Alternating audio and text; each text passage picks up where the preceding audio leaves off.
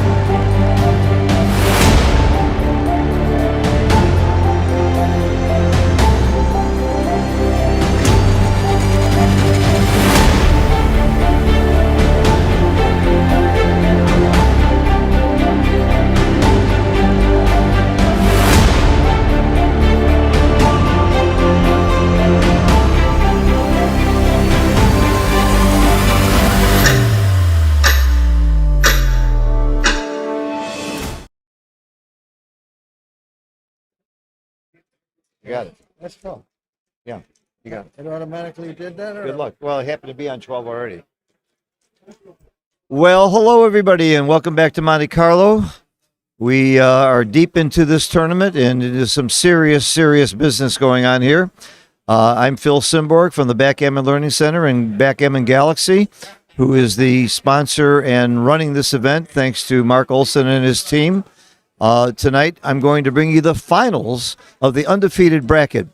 The winner of this will play the once defeated player for the Monte Carlo Championship. So one of these players will be in the final. We have Wilcox Snelling, who is one of the favorites going into the tournament, and Johan Moazet, who we all know as a great Swedish player for many years. He's no surprise to be here, but he certainly, I would think, is according to the book here by Morton Holm, is the underdog in this match. I had the pleasure of watching Wilcox win his last match against a very fine German player, and he played very well. Wilcox has a little bit of the flu, though, and he admits he's kind of tired, so we may see some different action here. If you missed it earlier, in the high roller event, where the prize money was 78,000 euro to the winner, Mochi, a fellow named Mochi, defeated Mark Olson. 2 grandmasters going at it. Is it any coincidence that grandmasters made it to the finals? Is it any coincidence that Wilcox Snelling is sitting here, who's one of the best players in the world? Anybody who says backgammon is all luck, they're proving that's wrong, because we're having great players make it to the final events. On stream 2, we have Brandon Macklin playing Petco. Again, Petco is well known. He took second in Monte Carlo one year, and I think he played under 3 PR when that happened. I happened to be doing the commentary for that match as well. He lost to a fine Israeli player who also played very well. But it's just, we have just nothing but great players and great matches here. I will be joined by a co-commentator later. Most of them are playing in the Super Jackpot event or the Second Chance event, the Fighters Bracket, where they come back and win. The winner of this match will just have a nice nap tomorrow and wait till the Sunday until he gets to play whoever fights his way back to the final. The final will be a one single match. It used to be 2 matches where the winner of the Fighters Bracket would have to win twice. Now it's 1 match, which I think is great. But the winner of the undefeated will get a financial bonus for being undefeated. This should be a great match. I've played Johan before. I've known him for quite a few years. He's not only a very fine player, he's a good sportsman and a fun guy. And I got to see his son in action in Sweden when I was there earlier this month. A nice kid, nice family. Happy to see Johan in the finals. He's just a good guy and a very good player. We should see quite a competitive match. Hit the like button, please, because we'll have a lot more people visiting our site and visiting Backgammon overall. And I will watch the chat to see if you have any questions or comments. Constructive criticism is fine. Even criticism is fine. I'd like to know what you think. Some people think I talk too much. Some people think I tell too many stories. Some people love them. I cannot please everybody, but I'll do my best. But this is pretty much serious. I'm not going to be joking around too much. This is for way too much prestige and money. It's way too important a match, and I'm going to recognize the importance of this match. So forgive me if I don't tell too many jokes and too many old stories about the many years and the fun things that I know about. I've covered a lot of that already. And I'll do that in more earlier rounds. But right now, we're really getting down to the nitty gritty. I want to talk about what's going on, what's maybe in the heads of these players. I will point out some of the rules and issues. And speaking of rules, these gentlemen generally play legal moves when they get towards the end, and dice on checkers are no good. I've asked both players, I talked to them just briefly a minute ago, to keep their checkers spread on the bar so we can see them well and put them in the bear-off tray. And we will be starting shortly. You can see in the picture, they're joking around and laughing, and Art is there having fun. In the background is Remy Davenport, who runs the meetup group in New York. She does a tremendous job of promoting this game. She has close to 200 people every week in their 20s and 30s. You want to talk about bringing new people into the game? You get an attractive, fun, sweet, outgoing person like Remy who knows how to use social media, and you attract a lot of people into the game. You don't make the game too serious. You have fun locations. You make it great for everybody to be there, and you keep the sharks away. I mean, I'm a shark. I can play for money, and I might beat up people from time, but when I come to her place, I actually just give lessons and have fun and don't sit there and try and hustle money games, or even I don't even try to hustle lessons. I just try to be an added to the game to make people enjoy the game.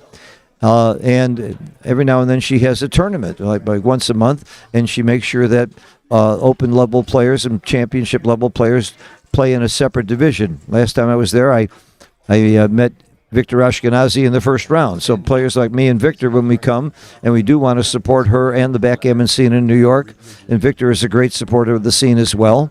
We're not there to hustle, and we're there to help promote the game, and she does a great job. I'm spending half my time in New York because it's a real good hotbed and it's growing great. Okay, here we go. 19-point match. I think you can see the dice pretty well. We're going to have Aziv doing the XG transcription in the right corner. So I'm doing it right now because you're on roll. Yeah.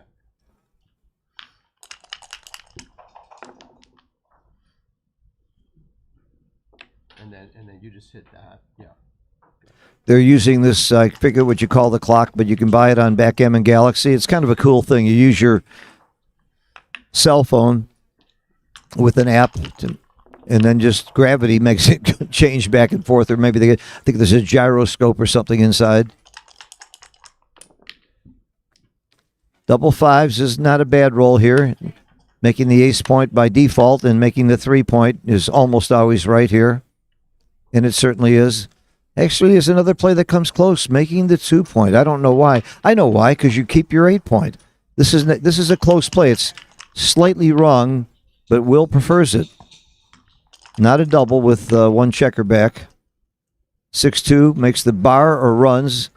Oh, I said not a double. It was a double, and he rolled very, very quickly. It was a double by .047, and he didn't stop to think about it at all. I wouldn't have caught that double either. I really wouldn't have caught it, but he played very, very quickly without even a thought about the cube. Now that the checker's in, it's nowhere near it. But when he was on the bar, it was a double. I think I'm hitting. It's not much. Oh, hitting is wrong. This is the right play. This is why Will's there and I'm here. I would have probably hit there. I think he's outboarded, but he's also winning the race by 28 pips, and racing is not a bad idea. They're having some trouble with the clock. They're getting used to it. A lot of 6-2s going on. That's the third one in a row, I think. Or third and fourth rolls.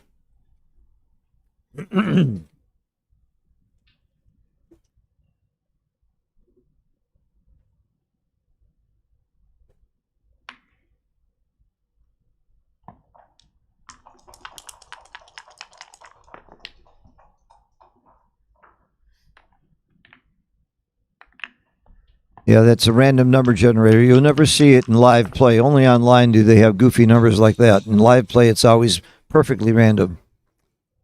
Okay, 4-1. Kind of a tricky roll for Johan. I always hit, and hitting is right. Good play. Good play. There's not a whole lot of other plays. You can leave a double shot going to the 11. The hit is right. And nothing else comes close. Even though you're outboarded, you just don't have much to play here. Nice play. Nice play. A lot of people would just go to the 3-point, which is almost a blunder. Very nice play. Hit and find a 3. You won't find a good 3, but this makes sense. This makes the most sense to me.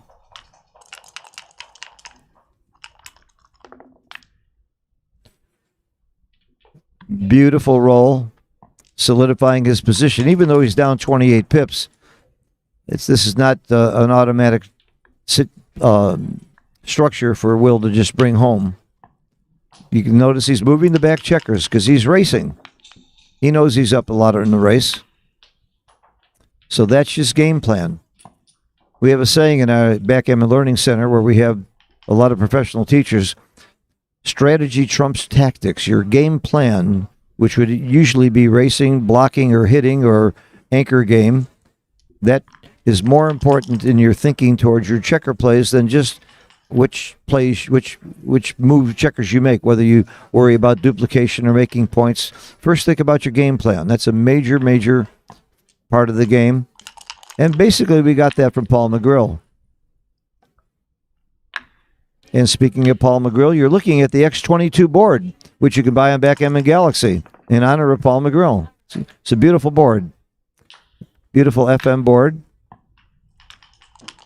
Made exclusively for Backgammon Galaxy. Do you make the 5 or unstack and make the 3? I guess you do a little of both. Yeah.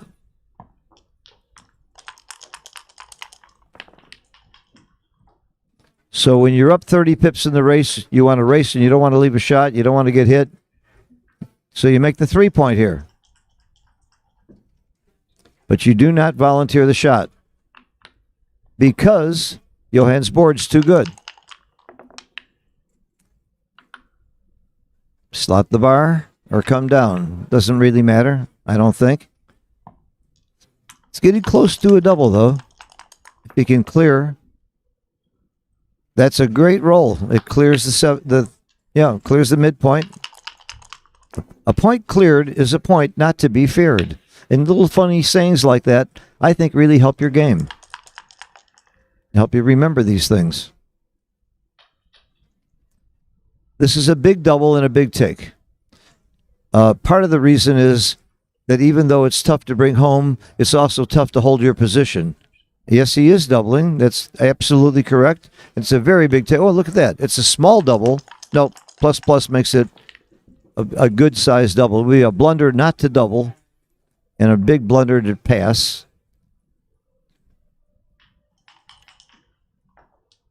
It's a scary, I think Wilcox, there's a lot of people who would not have found the double. It still looks like a very tough position to bring home. And I'd like to think I would have found the double, but I think I would have been a little scared too to give the cube to my opponent in this situation. Yeah, he's holding that 5' in case he gets the shot. A lot of people make the mistake of not keeping it. There's no way to volunteer here, and he might save a 6, which he does. And that's correct. You save a 6. So if you roll a 6 next time or a 5, you have a checker to play without volunteering that shot. If he rolled a 6-4, he'd be happy to volunteer. There it is. If he had brought both in last time, he would be leaving a double shot now. Wouldn't be fun. But it looks like he might leave a double shot next time if Johan can hold his position. And he cannot.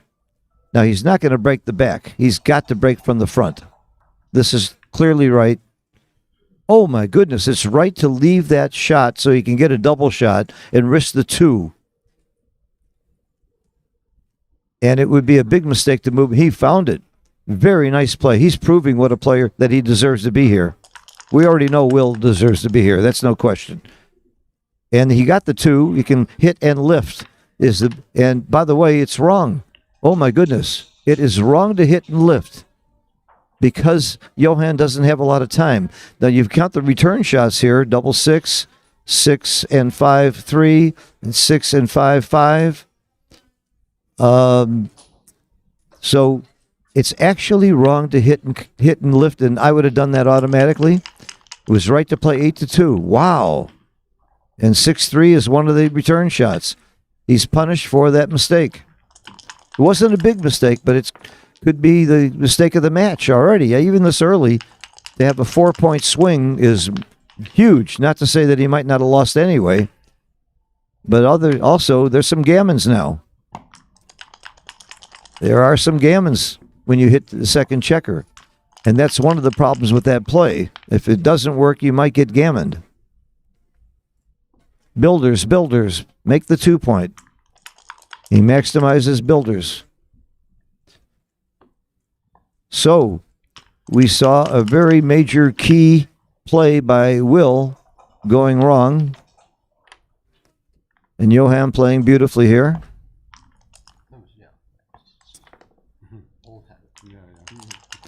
In the last match, Will played beautifully until the end. He made a couple of blunders on some cubes, but he was way ahead in the match, and I'm not sure. I talked to Will about that. They weren't sort of intentional. He felt that he didn't want to take a big risk when he was 2 away, 7 away, 8 away, and so on. Okay, the gammons are going up. Will needs to get in there quickly. Very few chances to leave a shot here. Look out, he's playing big.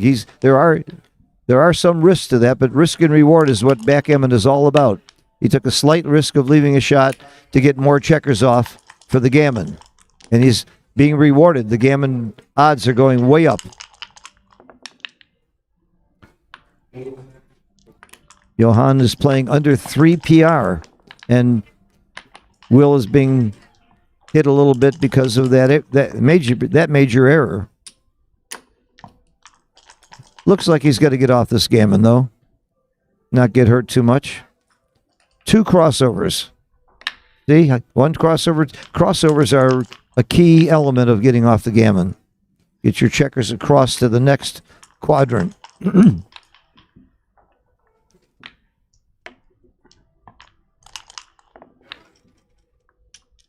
I don't think too many players in the world would have passed up that hit and lift. Even though one of the best in the world, unquestionably, Will is one of the best in the world and has been for many years. Although he took a hiatus, he's just come back in the last couple of years and is proving again by his PR and his performance that he's one of the best. This is getting having trouble with the clock. There you go. They changed the screen. But now Will should be running. And then I took out.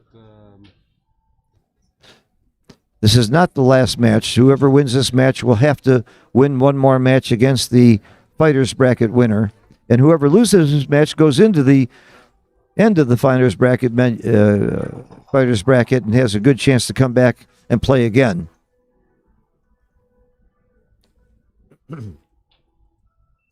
I believe they're waiting for the transcriber to catch up. Aziv from Israel is a great transcriber, but especially when you're getting to the bear off, players move very, very fast, and it's kind of difficult to keep up. And they want to get it right because we all want to see the PRs. Although PR means nothing, they can play a 20 PR and still win the match.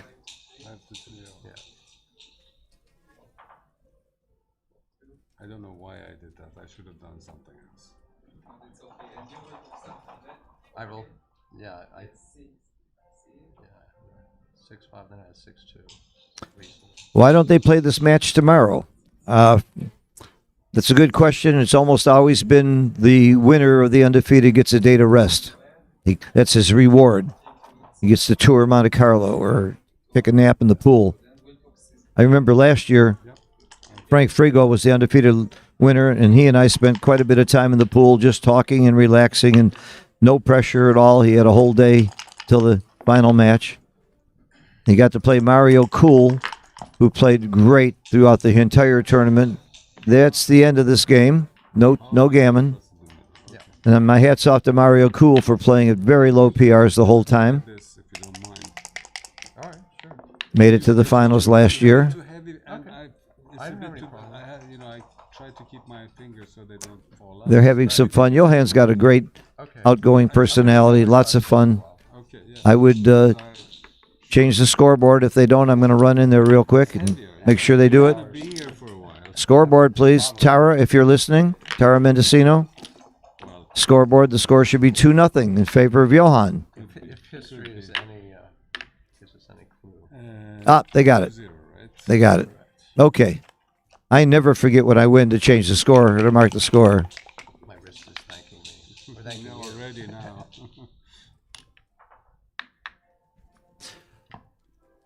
Does the stronger player have an advantage in a 17-point match? Trust something.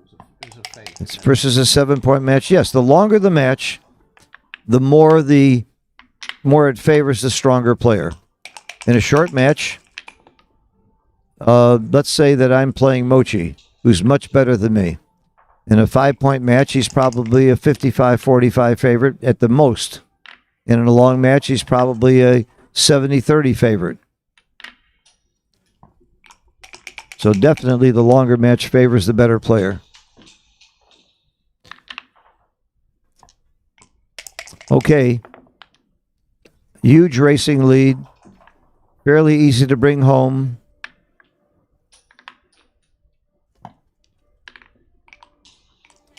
Up 12 pips. It's almost a cube. I would have thought about the cube. Obviously it wasn't, or he would have thought about, this is a very good roll. But still, he's up 8 pips or 9 pips in the race. Fairly easy to bring home. We're going to see a cube pretty quickly unless Johan rolls some big numbers.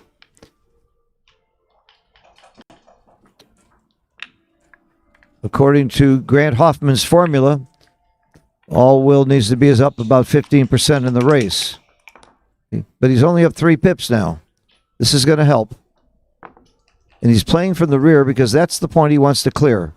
He wants to clear the 13 point. Clear from the rear when you're racing.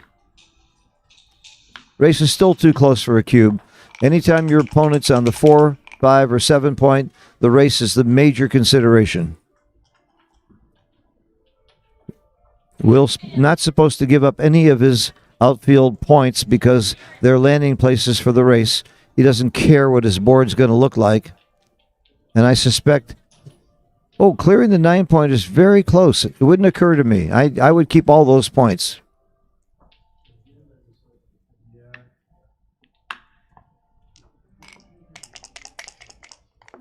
That's very close.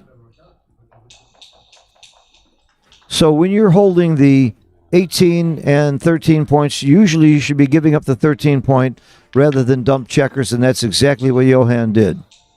Lots of people like to keep that and try and get a double shot, and it usually doesn't work. You don't get the double shot, and you're destroying your board and putting your checkers too deep, which hurts both the race and your hitting later. So this is clearly the right play to give up the 13 point.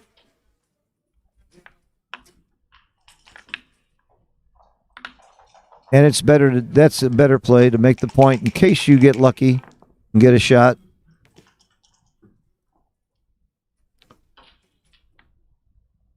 Notice he's keeping that spare on the 8 points so that he has 6s and 5s to play without volunteering. Sometimes his 6s would be awkward. For example, a 6-1 would not play had he brought that checker in. So he doesn't even want to have one bad roll when he can have none. This race is still very close. Making the 2 points inside, or no, making the 1 point. There's a whole bunch of plays here that are all real close. That's the number one play. Very nice, Mr. Wilcox.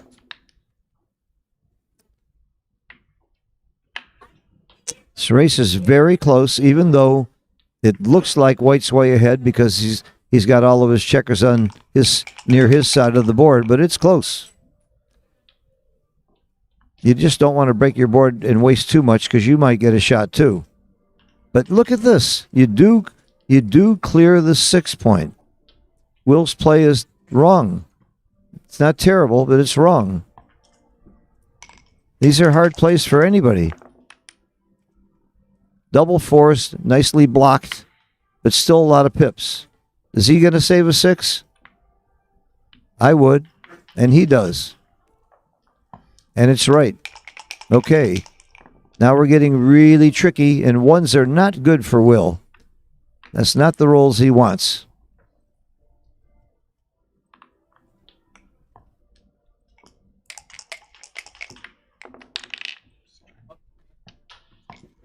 Johan's taking a nice light race lead in this game, but he's got a problem. The problem is, do you go now while your opponent has a lousy board, or wait until he improves the board and leave shots? This is not an easy problem. Do you volunteer? I think you do. If he doesn't volunteer, the board's only going to get better. I like this play very much. And it helps you race much more than wasting. I did not see the XG feed. I don't know if it's right, but it's my play. I don't know what XG thinks of this play. XG did not like the play. Does not agree. And if I'm seeing it right. No, it was right. Okay, thank you. XG did like that play. There's no way to hit and cover. So you just don't hit and you pray he doesn't get by. Up 15 pips. I would have thought about the 6-4, the one double blocking number, or 6-1 also, and 1-4. Lots of shots. He's certainly going to hit. Do you make the 6 point? Yes. If he doesn't roll a 5 soon, he could be in big trouble. But the pip counts too much. 5-3. You can stay in and leave a double shot, or come out and leave a double shot. You come out because if you don't get hit, it's easier to escape. This is not a double. This is not a double.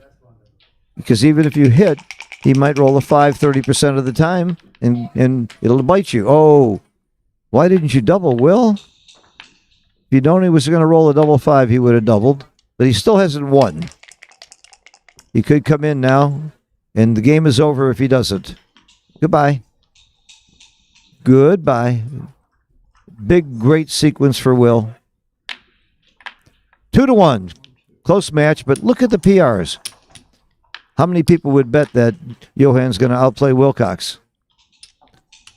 I'm still willing to bet at the end of the match who's going to have the lower PR. I'm not supposed to sound prejudiced, but there is some science involved here. We're not talking about emotion. I'd still bet Will's PR is going to be better at the end of the match. In fact, I'll bet that against almost anybody. Maybe I misread it. Now Will's PR is better. A few minutes ago, Will's PR was much higher than Johan's. Now Will is better. Will's under 4 PR. He's made up for a couple of errors there. I think you can make a book out of the errors that are made by Wilcox Snelling, and it would be a very complicated book because they must be complicated plays. It's not that he's playing bad, it's that he happens to be unlucky enough to be facing complicated, difficult plays. Players at this level, anytime they're PR or they make a real blunder, that's major reason why. It's not because they weren't thinking right or they were making a real error. It's because it was a tough decision. This is not an easy game. There are games that I can play at 0 PR, even me, with simple plays. And there are other games I can play at. I've seen Mochi play a game at 22 PR. Of course, he was trying to get his opponent to run out of time. His opponent had 3 seconds on the clock. Mochi had an opening 6-1 and double slotted. Of course he played at 22 PR. He didn't care. He wanted to win the match. It was against Ron Lareo in San Antonio a few years ago, and I had the privilege of playing Ron in the finals, and he beat me. And I was praying Ron would beat Mochi. As much as I love Mochi, I thought I would rather have a better chance against Ron. And I was wrong. But that game, Mochi played at 22 PR.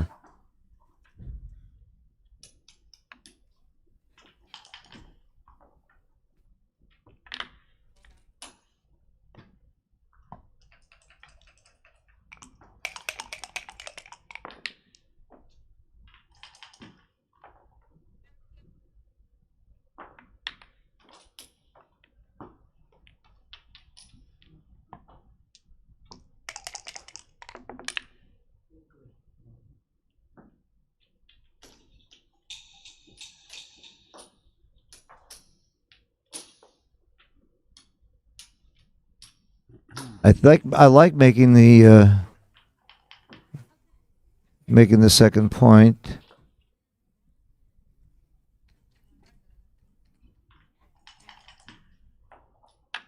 I really like making the second point, but he didn't want to commit to a backgammon. They're all close. I also like making the 3 point. A point's a point. I had a good point there. That a point's a point. This is pretty ugly.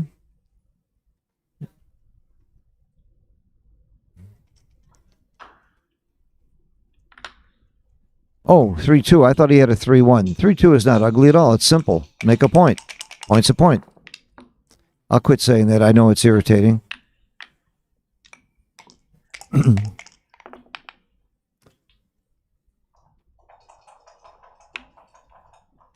That's not a point. That's a good run, though.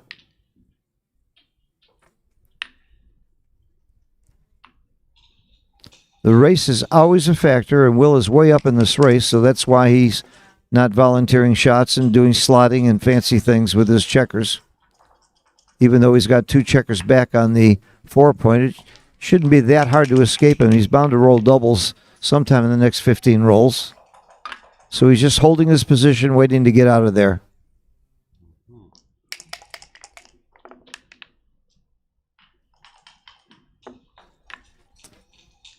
On the other hand, Johan needs to knows that he needs to get a shot. It's going to be, you can't prime a guy who's on your 4 point, so you need to hit somebody. Did I say he was going to roll double sometime and get those 2 checkers out? Everybody said, oh, look how lucky he was, but he had 7 rolls to do that. Wait a minute. We have a race lead that I thought was almost gin, and now it's almost gin. It was a 6-4. I thought he had a double 6. Okay.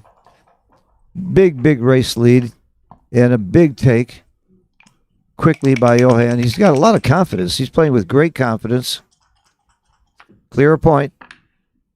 Point cleared is not to be feared. Nice double, nice take.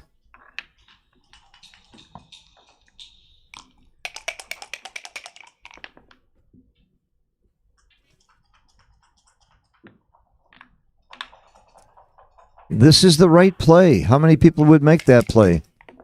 Because you're purely racing and you don't care about keeping points anymore. You care about flexibility and bringing your checkers home safely. And this is going to do it. That's a great roll. Lots of pips and very safe.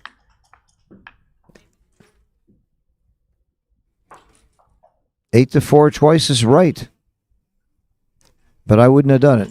I would make this other play. They're very close.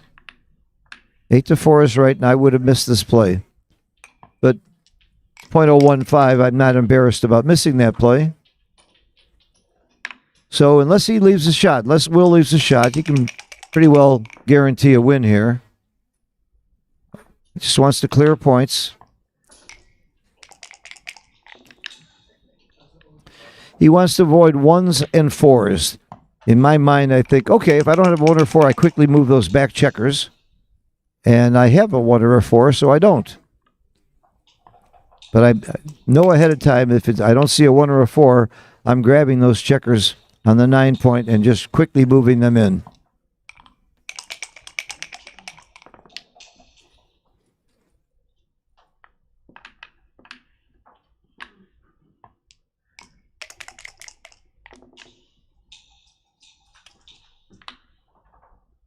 Okay, we're getting to a critical point in this game because the shot possibilities have gone way up. And if he hits, he's going to probably be a winner. If he leaves a shot in his... I like that way of moving the checker. There's no question of what checker is moved. I asked them to make provisional moves and making sure they knew what checker they're moving. Look at a clever way he did that. I love that. I'm going to start using that method myself. Put it on its edge and you know which checker you move so you can put it back.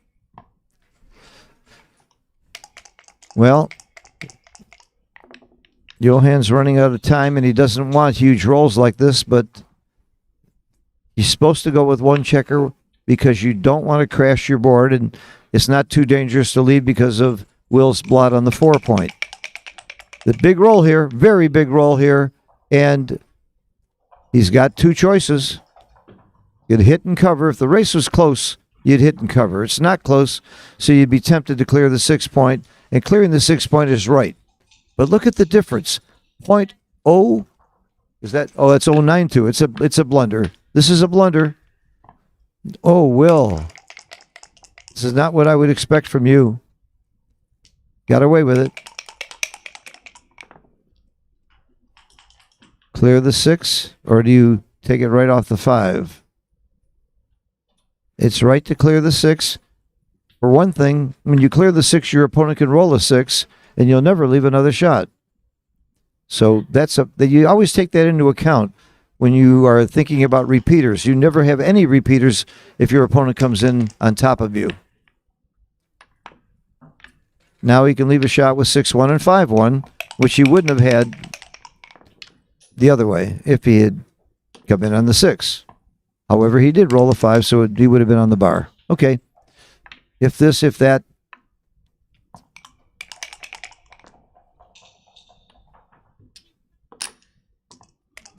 Somebody mentioned in the comments they think the UBC is very exciting because of the PR combination. Some people like vanilla, some people like chocolate. I think they're both great. I love watching the UBC, and by the way, congratulations to Zedek Ziska, who played an incredible match against Ryan Rebello in the finals. They both played incredibly. And Zedek will now play Mochi for the UBC Championship, who is the reigning champion. We don't know when and where. Who knows when or where? But we do know it's going to be great. And their PRs were right around 2.5, something in that range, which is pretty amazing. You think Mochi's scared? No way. The year before, Sander was the reigning champion. So Sander was here this year, but I had dinner with Sander before the tournament in Nice at a lovely restaurant. He said he hadn't played backgammon for about a year. If I was one of the best in the world, I'd be playing every minute. And Sander certainly is in that category.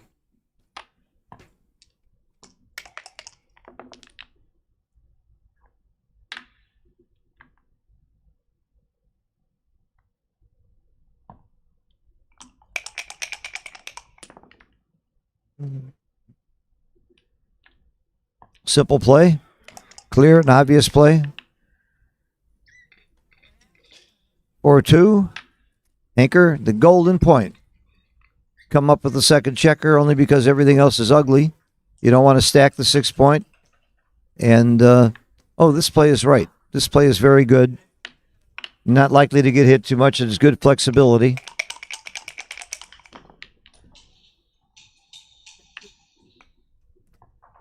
The right play.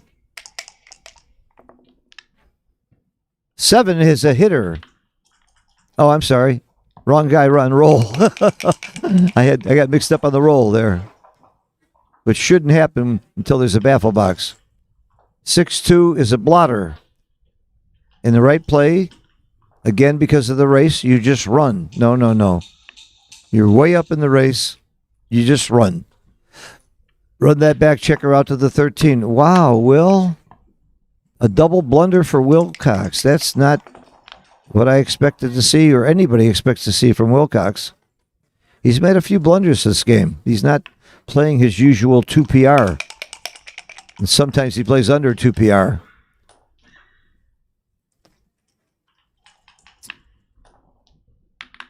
Not hitting. Again, he realizes he's way up in the race.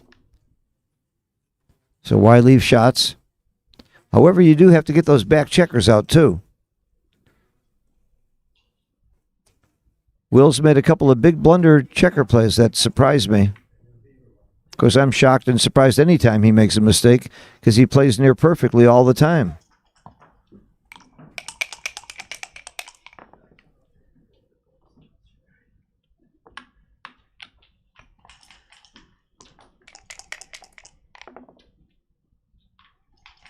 Will has the flu. That's an excuse, and it may be true. And maybe, I mean, it may be a true reason for I know it's true that he has the flu. It may be a valid reason for him not playing as sharp as he normally does. This is the right play. 8-7. Volunteer the shot instead of breaking your board. And it's a very good roll. This makes the race even. Race is about even, and it's a good block. It's a very, very fine roll for Johan.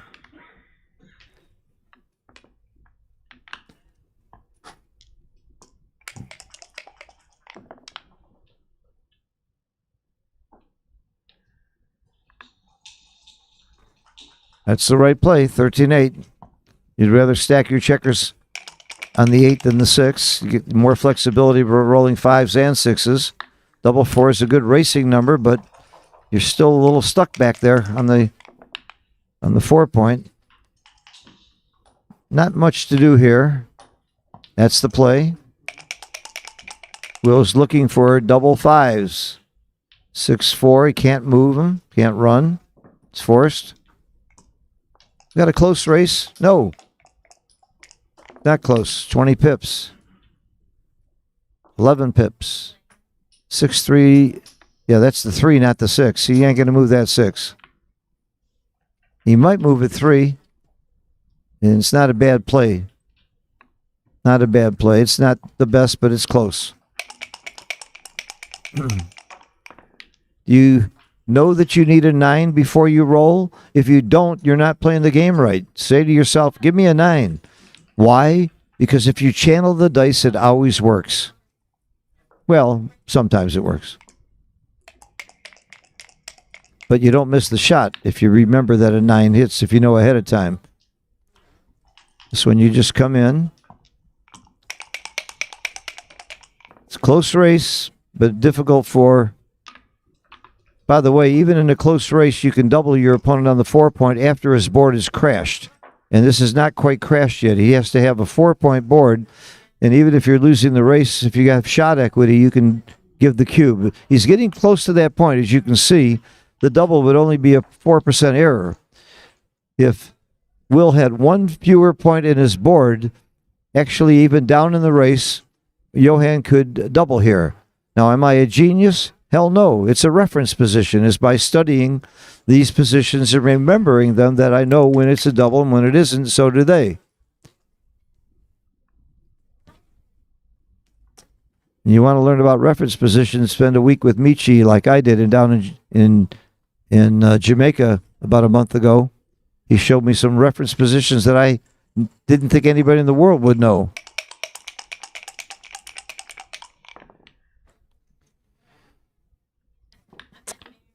I know he was thinking 4.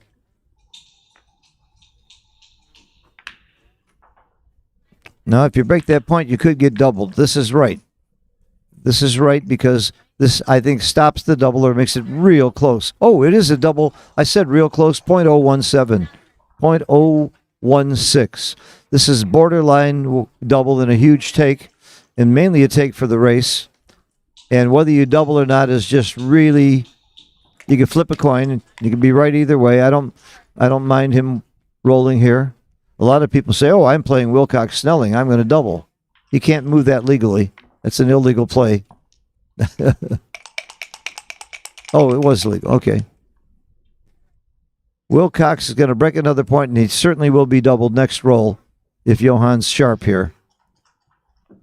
Because his risk, if he leaves the shot, is not that bad when his opponent only has a 4 point board. So after this play, Johan should double, even though he's 6 away.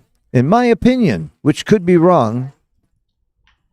Nah, I'm never wrong. How could I be wrong? Let's see what it says. It's a double and a pass. Yeah. For those of you who said I might be wrong.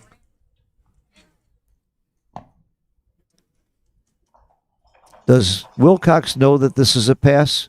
Because it's only a very small pass. Another reason it might be a pass is because he's simply, even being ahead 3-2 at this level, it might make it more of a pass because he's winning. And he does pass. And it's correct to pass. Very good.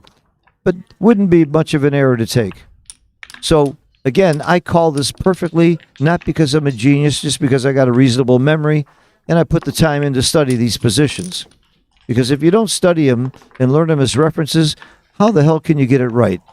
I don't think anybody can calculate the math over the board as to what percentage you win and whether it's a cube and how often do you leave a shot and how often do you hit back. That's just impossible. So good players study these types of positions and have references. And you happen to hit one of my reference positions. I've got 3 more.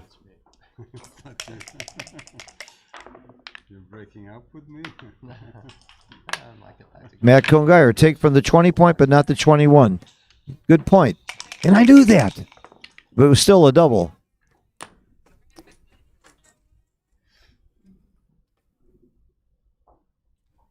So you got to have a good memory to play this game.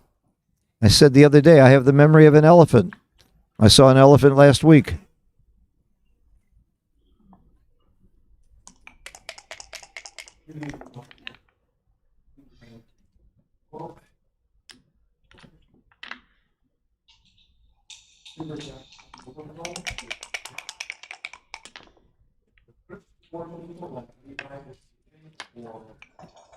Good roll. He needed to hit there. He wanted to hit there. And coming out to the 18 is almost always reflexively right, especially since he would have stripped his midpoint to go to the 7. And he's just giving his opponent too much. Good play, big roll, and good to come in with 2. If he had danced there, you might have seen some action. Very good roll again. Do you make the 5 or the 4? They're close? No, they're not close. Almost always make the 5 unless you've got a strong reason to make another point. And this was a big, big roll for Johan. Making that 4 keeps him in the game. Keeps him from getting blitzed. Keeps him from getting gammon. Keeps him from getting doubled. Keeps him from getting indigestion.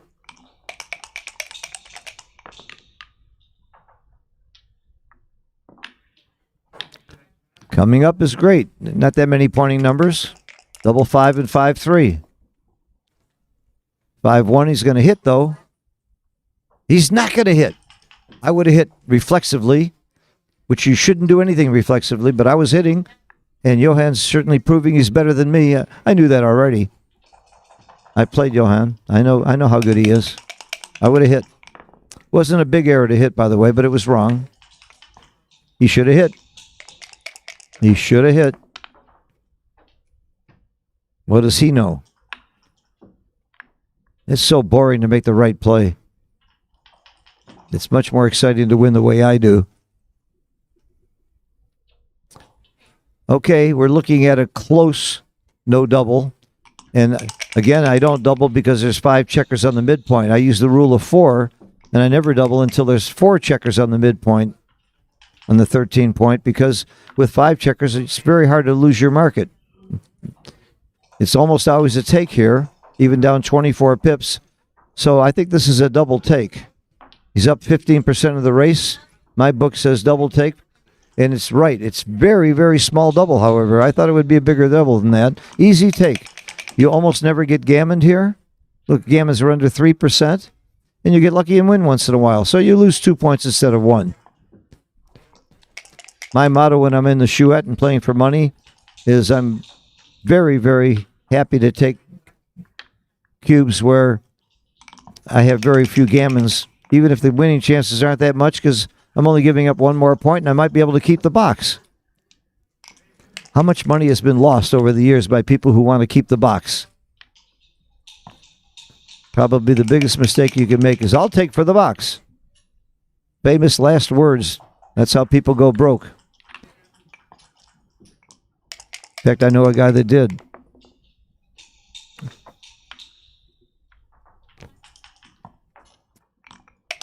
It was a good double, good take, small double.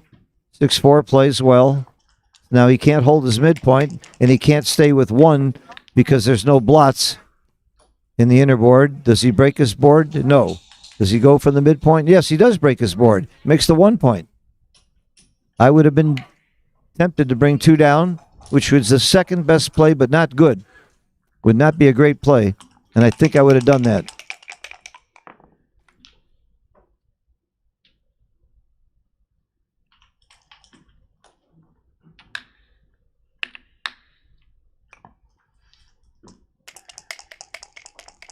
The big roll here, and he got it. 5 and lift, because he's got no covers, and he can double them out. I lift so fast to make sure. I think I would have lifted before I hit. It's right. If you had some covers, you could keep it, but you don't want to get hit with a 3 here, and you've got a good recube very soon. He does. Oh, he came right in. Doesn't come out because there's nothing that reaches that checker on the 3-point. Now he does not have a recube. The race is too drastic. You got to get out of that inner board and not give him 2s and 4s and jokers to hurt you. No, no, no. Keep it going. No, no, no. You got to do that. You don't want to get hit with a 1.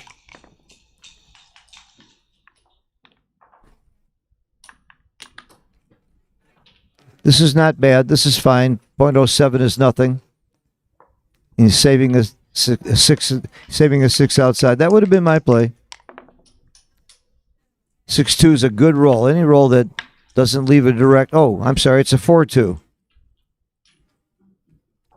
It's not that terrible to leave some outside shots because Will's board has a blot and it's not that great. Pretty soon, something going to happen here. Will's going to be forced out. Something going to happen soon. I feel it coming. Like making a point. Like making a great blocking point. 6. Oh, wait a minute. Why isn't he making the 9? Oh, this play is very close. Never occurred to me. I make the 9 point because it's blocked 6s and it's shooting directly at the 3. But this play was very close. It wasn't right, but it was very close. Gosh, I would have made the 9 so fast. It's been so happy.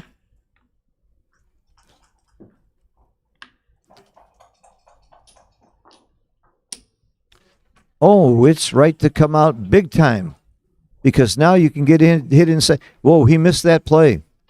Coming out was right big time. And it's a hard play to make to come out and do a double shot.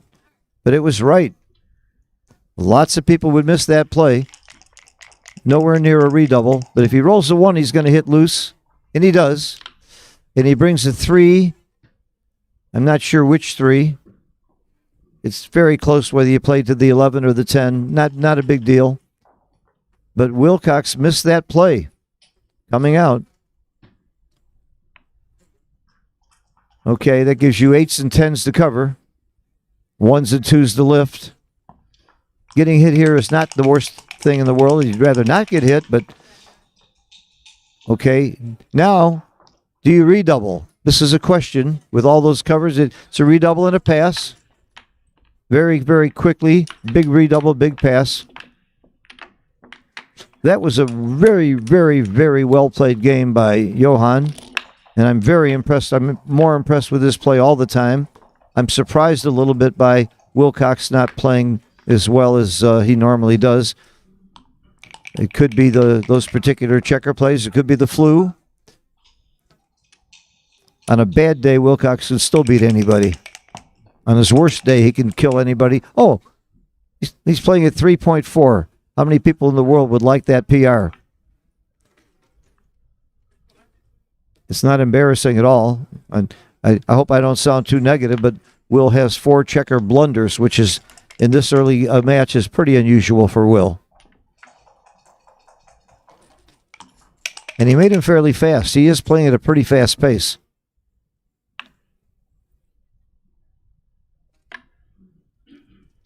I think it's a compliment to Will to be surprised about his blunders. I'm not trying to criticize him at all.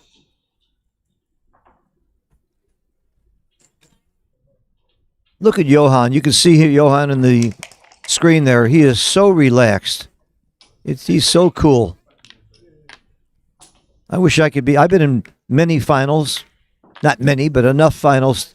I don't think I've ever been that relaxed and so cool, even when I hedged completely.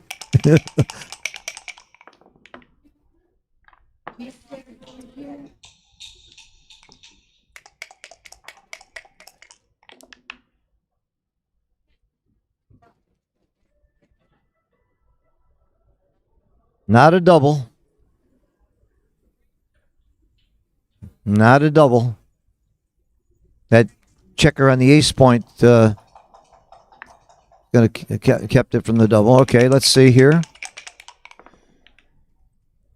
1 is beautiful. You're going to hit. Almost always a hit. Plus, he didn't have a really good alternative play. 11-6 is right. I hate the stack, but what else are you going to do? Leave more blots and come out to the 18? Safety a checker. Okay. Makes sense in spite of the stack, but you don't have much else to do. I was at a Kent Goulding lecture recently, and he asked Bill Roberti, why do you think that's the right play? And Bill says, because everything else sucks. Or he didn't say sucks. He says everything else is lousy. So lots of times the best play isn't good. It's just the least worst. I think you just come down. You could just come out, too. Coming down is right. Coming out wouldn't be too bad.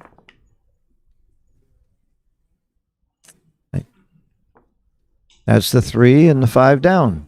Yep. FBL, forced by logic. I think I coined that term. Maybe I heard it and stole it from somebody. Most everything I said that's ever been clever has been stolen. But I admit it. That's the difference between me and real plagiarists. 8s and 10s. 7 is not an 8 or a 10. You slot 2 points. It's right. Slot 2 points. Try and make a board. Now's the time to do it. 8-5, 8-4.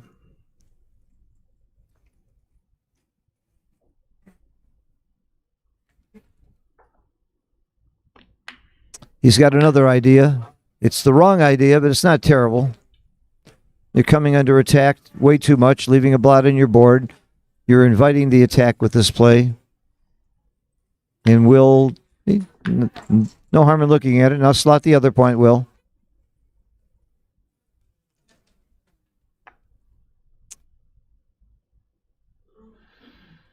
This can't be good. I don't see it on the list. All right. Not a terrible play at all. Very close play. Not a bad play at all. 5-4 is like a nothing roll. It's like shooting a blank.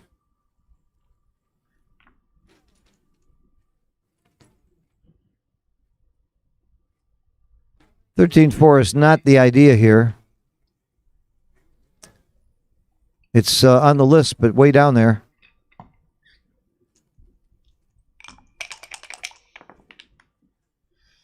Ooh, the 2 is very big.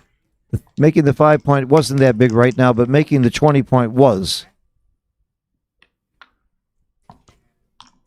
Okay, we've got a simple anchor. Oh, we had a simple anchor game. Now we have a racing game. Ryan Robello. I was just complimenting you earlier for your great play in the UBC, and love to have you with me here. And now we've got some intelligence, so I'll be a little quieter.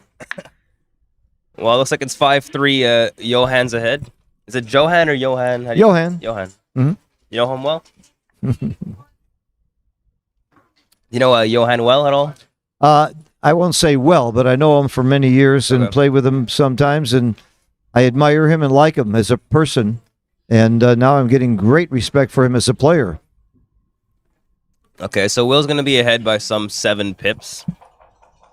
Personally, I wouldn't double this. It feels a little bit too early, but actually is saying it's a borderline take.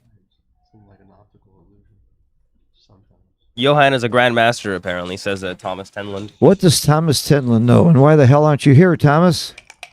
We talk about some of the best players in the world that aren't here. You're notably missing. I didn't know Johan was a grandmaster, but he's certainly playing like one, so I believe it.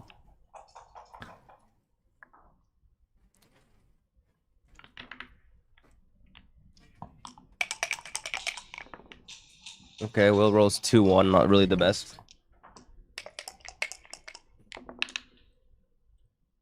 Says the Grandmaster average PR 3.7, which is obviously very strong. Will should be a small favorite here in the PR wise, but it's pretty even. I don't think he's a small favorite PR wise. Big favorite. Yeah. Okay. It's the definition of small and big, but he's a clear favorite. You know, will often play under 3 PR. So the winner of this match is in the final, yeah? This is the final of the Undefeated, and the winner of this match only needs to win one more match to be the champion. And the loser of this match will go into the fighters bracket, and I think has to play 2 or 3 more matches to get back into the finals.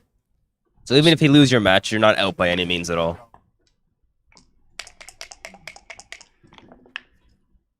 Good roll from for Will from Johan there. Low numbers. Will should be about a 64% favorite, says XG. Not obviously enough not to cube yet. We know the formulas here. Yes, they know the formulas here, but you don't use them. No, I do. You do? Okay. Here's what I do, right? I thought you didn't use you know. You take your pip count, divide it by 10, so 70 would be 7, and you add 2, so 9 is the point of last take here. So usually you can double between maybe 2/3 of the point of last take. Yeah, but you're totally ignoring distribution. I understand, but distribution's fairly swift here. Yeah, when there's wastage with open 5 and 4 points and checkers on the ace and deuce, you do need to adjust. Correct. Good. I figured you knew that. I know I wasn't teaching you anything new, but I wanted to make sure the crowd was clear of that. You don't just use that formula blindly. Oh, wow. That should be the end of this game. Is that a good roll, by the way? Double 6? That's what they call a joker in my part of the world. Uh-huh. That's going to end the game, and it does end the game. Goodbye. He doesn't even need to turn the cube. You say double, he says pass, and you do it. In fact, I don't even bother. Flip the chart.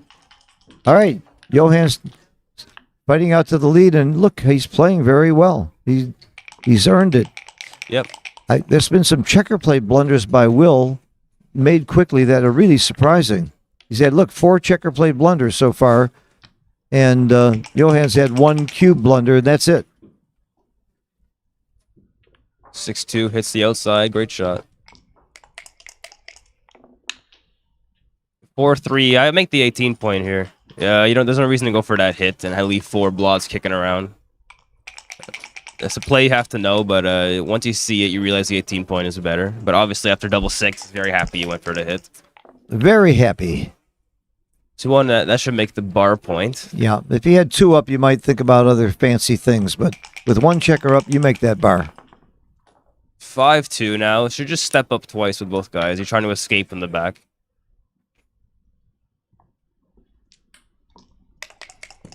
No, Wilcox is a very strong player. You should not be underestimating the Will. 6-2. I just make the 16 point here. Seems very reasonable. I understand you can make the 18, and then where's the 2? 22-20 is kind of an insufficient use of that deuce, and making this point is strong. Good play from Johan here. And a good catch by you, Ryan. It's certainly the right play. And I think your logic is right. If you make the 18, well, your 2 comes up to the 20. And that is the right play if you make that play, but it's a 7% error, almost a blunder. 8%'s a blunder. He found it. Yeah, you want to try to catch Will's 6-3, where he doesn't want to just slot the 4 point without leaving any shots, right? That's why stepping up to the 20 doesn't make much of a sense. Yeah, the race is close enough where you'd like to get the shot and keep that catcher in the backfield. What is Johan's name on Galaxy? I think I've played him before. I have no idea. So this double 6 is very good. Obviously, you make the bar and just swing around to the 8. That's the prime. In that case, I feel better after having made it. Great roll. What fights in me for what it's worth? Probably the nuts. Double 1s was pretty good too. 5-3 now just makes the 3 point. You're already way behind in the race. The stepping out doesn't make much of a sense. I like the sound of hit and point. Moa. Okay, I've played Moa a couple times on Galaxy, actually.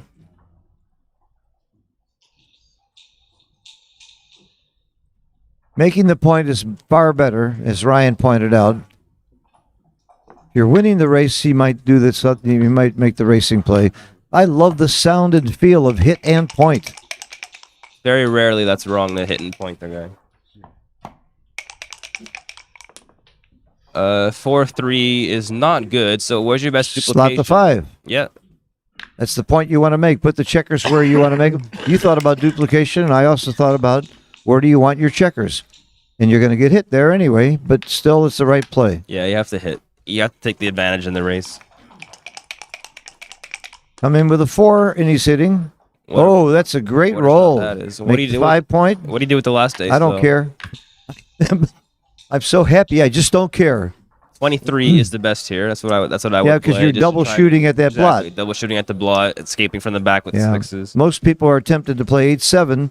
What you haven't accomplished that much, but 24-23 really puts pressure on the blot on the 8 point. Yeah. Oh, Will, come on. I don't see the merit for playing 8-7 here. No, Will. Sometimes it's right when you want to break the 8 point to make an Yeah. inner point, but this spot, the 8 point's very strong. 4-6. This is quite clear here now. Just come out. Don't let yourself be pointed on. You have to leave a shot anyway by playing 8-2. So there's no reason to do that. 2-6 misses, but what does it do? Well, you can run to the 13 point, but actually says you're behind in the race, so why do you want to run and alleviate contact from his blot on the 8? So Will finds a good play here. 4-1 is not really what he wanted, Yeah, but I you- suppose it just makes the 8 point. Don't say just make the 8 point. It's a pretty good point to make. This is not a bad play either. It's not right, but it's not wrong by much. No, not wrong by any means. There's some tactical advantages to this play. Although 2-1 punishes that, you must make the 23 point here. Wow, I would have missed that. I would have played 5-4. You make the 23 because you can freeze Red's checker on the 3 point, right? I just hate the 23, but it's right. I can't stand it when you're right all the time, Ryan. Please, I would like you to make a mistake once in a while, will you, please? You're making the Well, players look it's, bad too. It helps me when the XG file is right there, sort Well, of confirming. but all you my were thoughts, saying but that still. you were saying that before XJ came up. Come on, don't be so modest. You had that play before. Okay, maybe you can just make the 5 point here. Making the 5 point is It's a not big on the mistake. list. Yeah, make Thank God you got one wrong. Well, Wow. you can make the 5 point, but if you look at the numbers that Will can punish that play with, it just it's a little bit too much, which is why it's wrong. That's why you were wrong one time. That's Why one. I was wrong. Now I got 10 fingers. You're fired when I get to 10. It could be a long time. I wouldn't actually make the 5 point though over the board. You would have. No, I wouldn't. Oh, you wouldn't have. I thought you were going to. Well, I was thinking about it. Doesn't mean Oh, I'll make okay. it. You were thinking fast. I know. 2 inner board points is clear. I'm not sure what I've done. Probably 13-10. But actually, like the Johan's play, it's a good play. 5-4 just makes a 9, clears up 2 blots. Nothing else comes close to this play. 4-5 just creates next point on Will's board. And now Will really wants to come off that anchor now. He's kind of stuck there a little bit. Any 2, I think he should be splitting. Not anymore, because this should make the 4 point. This is This play doesn't make much sense. You want to sort of prime White's anchor on the 23 point. I understand you're leaving 4 shots, but it's well worth it.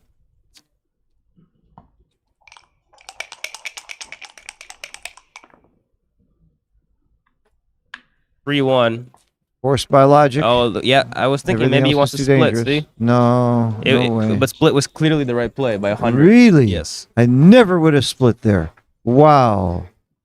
When you have the advantage in the board strength, you just can't let yourself be primed like what he's doing there. You have to sort of take your chances when you have a 5 point board versus a 3 point board. So stepping up there made a ton of sense. Wow. This is not a cube yet. This is a huge no double. If he was ahead by like 10 to 12 pips, it would be a double. But because he's only ahead, he's not even ahead in the race. He's losing by a pip, yeah. The only market losers like double 4s or double 6s. Even like a 4-1 might even still be a take at this score. So there's 15 checkers on both sides. You can use colorless counting and very quickly see there's a 1 pip difference. 4-3 brings 2 down from the 13.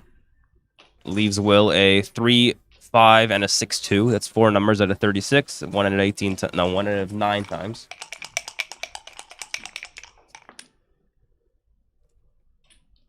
This is not that helpful at all. It's a lot of pips, but it really.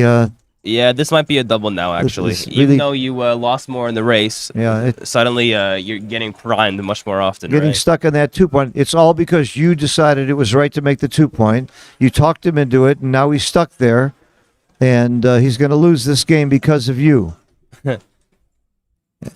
Double here would be very reasonable, actually. You can see the threats. Well, look at the score, though. That might slow you down some. And look, it's right on the edge. At an even score, it's not even a double, but by a tiny bit. He can't make a mistake here. It doesn't matter whether he doubles or not. Huge, huge take. I'm doubling because you might get some passes. I guarantee you, maybe not from Will, but I guarantee you there's lots of people who would pass this cube. Yeah, I agree with that. If you're playing a weaker player, it becomes a much bigger blunder, actually, to not to send this cube. You only need a 3% of the people to pass this cube to be right to double. That's how close it is to a cube anyway. And you're playing a really great player, and I think I want to get the cube up. Of course, Johan considers himself to be a really great player, and he is. So Johan is not Phil Simborg. Phil Simborg would be doubling here, playing a Wilcox Snelling. In fact, I might have doubled the previous roll. Big, big snap take. Will understands this position well. Got 2 open points in front of the 2-point. So he's got chances for shots and chances to escape. I might have played 3-1 here, actually. I don't want to do this because this leaves a 5. Actually, 3-1 was it's like close. 5 shot, 3-1 was not a bad play, Ryan. but it wasn't correct. Johan found a better play than me. Should he here. split now? I don't think so. Ooh. It seems a little bit too much now. Ooh. There's also some gammons when you split now. I can't see the numbers. It was wrong. I don't know by how much. Not wrong by much. Only by about 30 or 40. Well, and he got away with hit 2. Yeah, I guess That's that's what you right. gotta do. It's right. I said it before XG came up. Good play, Phil. You're down in the race. You hit 2. Take advantage of. And you might get some gammons if things go right. That's the bonus for hitting 2. If he doesn't roll a 2, you probably bring the game home free. This play is a little bit passive. That's why it's wrong. It lets Will Everything but accomplish hitting too 2 much. is a blunder. Everything but hitting 2 is a blunder. If you just know you're not going to play passive in these spots, you can never not hit 2. Never not hit 2. I like that. I like the never not thought. You must have the mindset that you're just gonna play to win the game, not be scared of getting hit back or anything like that. And you can see. And even if you do get hit back, it's not all over. You got chances to come in with the that's ace. true. But if Will had a closed board, it might still be right to hit 2. Wow. If that's the attitude, then it makes it real easy to find it now. Yes. If you're thinking you might still do it if you had a closed board, then that's a really good way to approach it, Ryan. Well, my good buddy and teacher Stick says, when in doubt, make the DMP play, and there's no question hitting 2 is the DMP play. It wins the most games. So he just cost himself about 8% winning chances. Well, double 5 doesn't. Is actually happy he didn't hit 2 now. No, I don't. Yeah, you're right. You wouldn't want to have that anchor. 6-4 is another bad roll. He's got no choice but to. Yeah, you have to hit him again. That's it. Got to hit him on the 5 now that the 6-point is open on. Oh no! You can't do this. You're way no, behind in the race. Come on, count the race. Oh no! This is a sizable mistake. I can't, Not I can't only see that, how big. When you're behind in the race and your opponent is holding the cube, that's 2 reasons to hit. Because the cube gives you another 18% advantage in a race. And he doesn't have that advantage with the cube in a hitting game because it won't be an efficient recube if you get hit back. 3-2, you must hit again. He's never hitting this guy. I suppose he's getting unlucky that he's not rolling the correct pointing numbers, but on the other hand, you just have to take advantage of the numbers you get. He's missed 3 hits in a row. Although this one's not that big as the other ones, No. to be fair. But one thing I teach my students is to look at their mistakes and see if they can find a trend and work on it. So this is something that Johan should work on. 6x from Will. It's a great shot. And now he's Yeah. looking to redouble, actually. Right. And Johan deserves it. He didn't play that right. Double threes is going to save a redouble.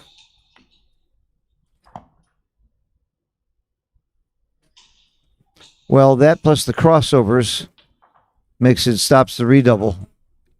Will's got 4 crossovers and Johan's got 1. So that in addition to the pip count is a major factor here.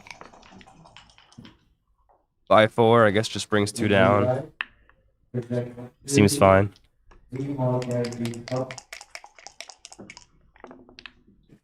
2-1. Not good. That's it. This is a recube now. Not good.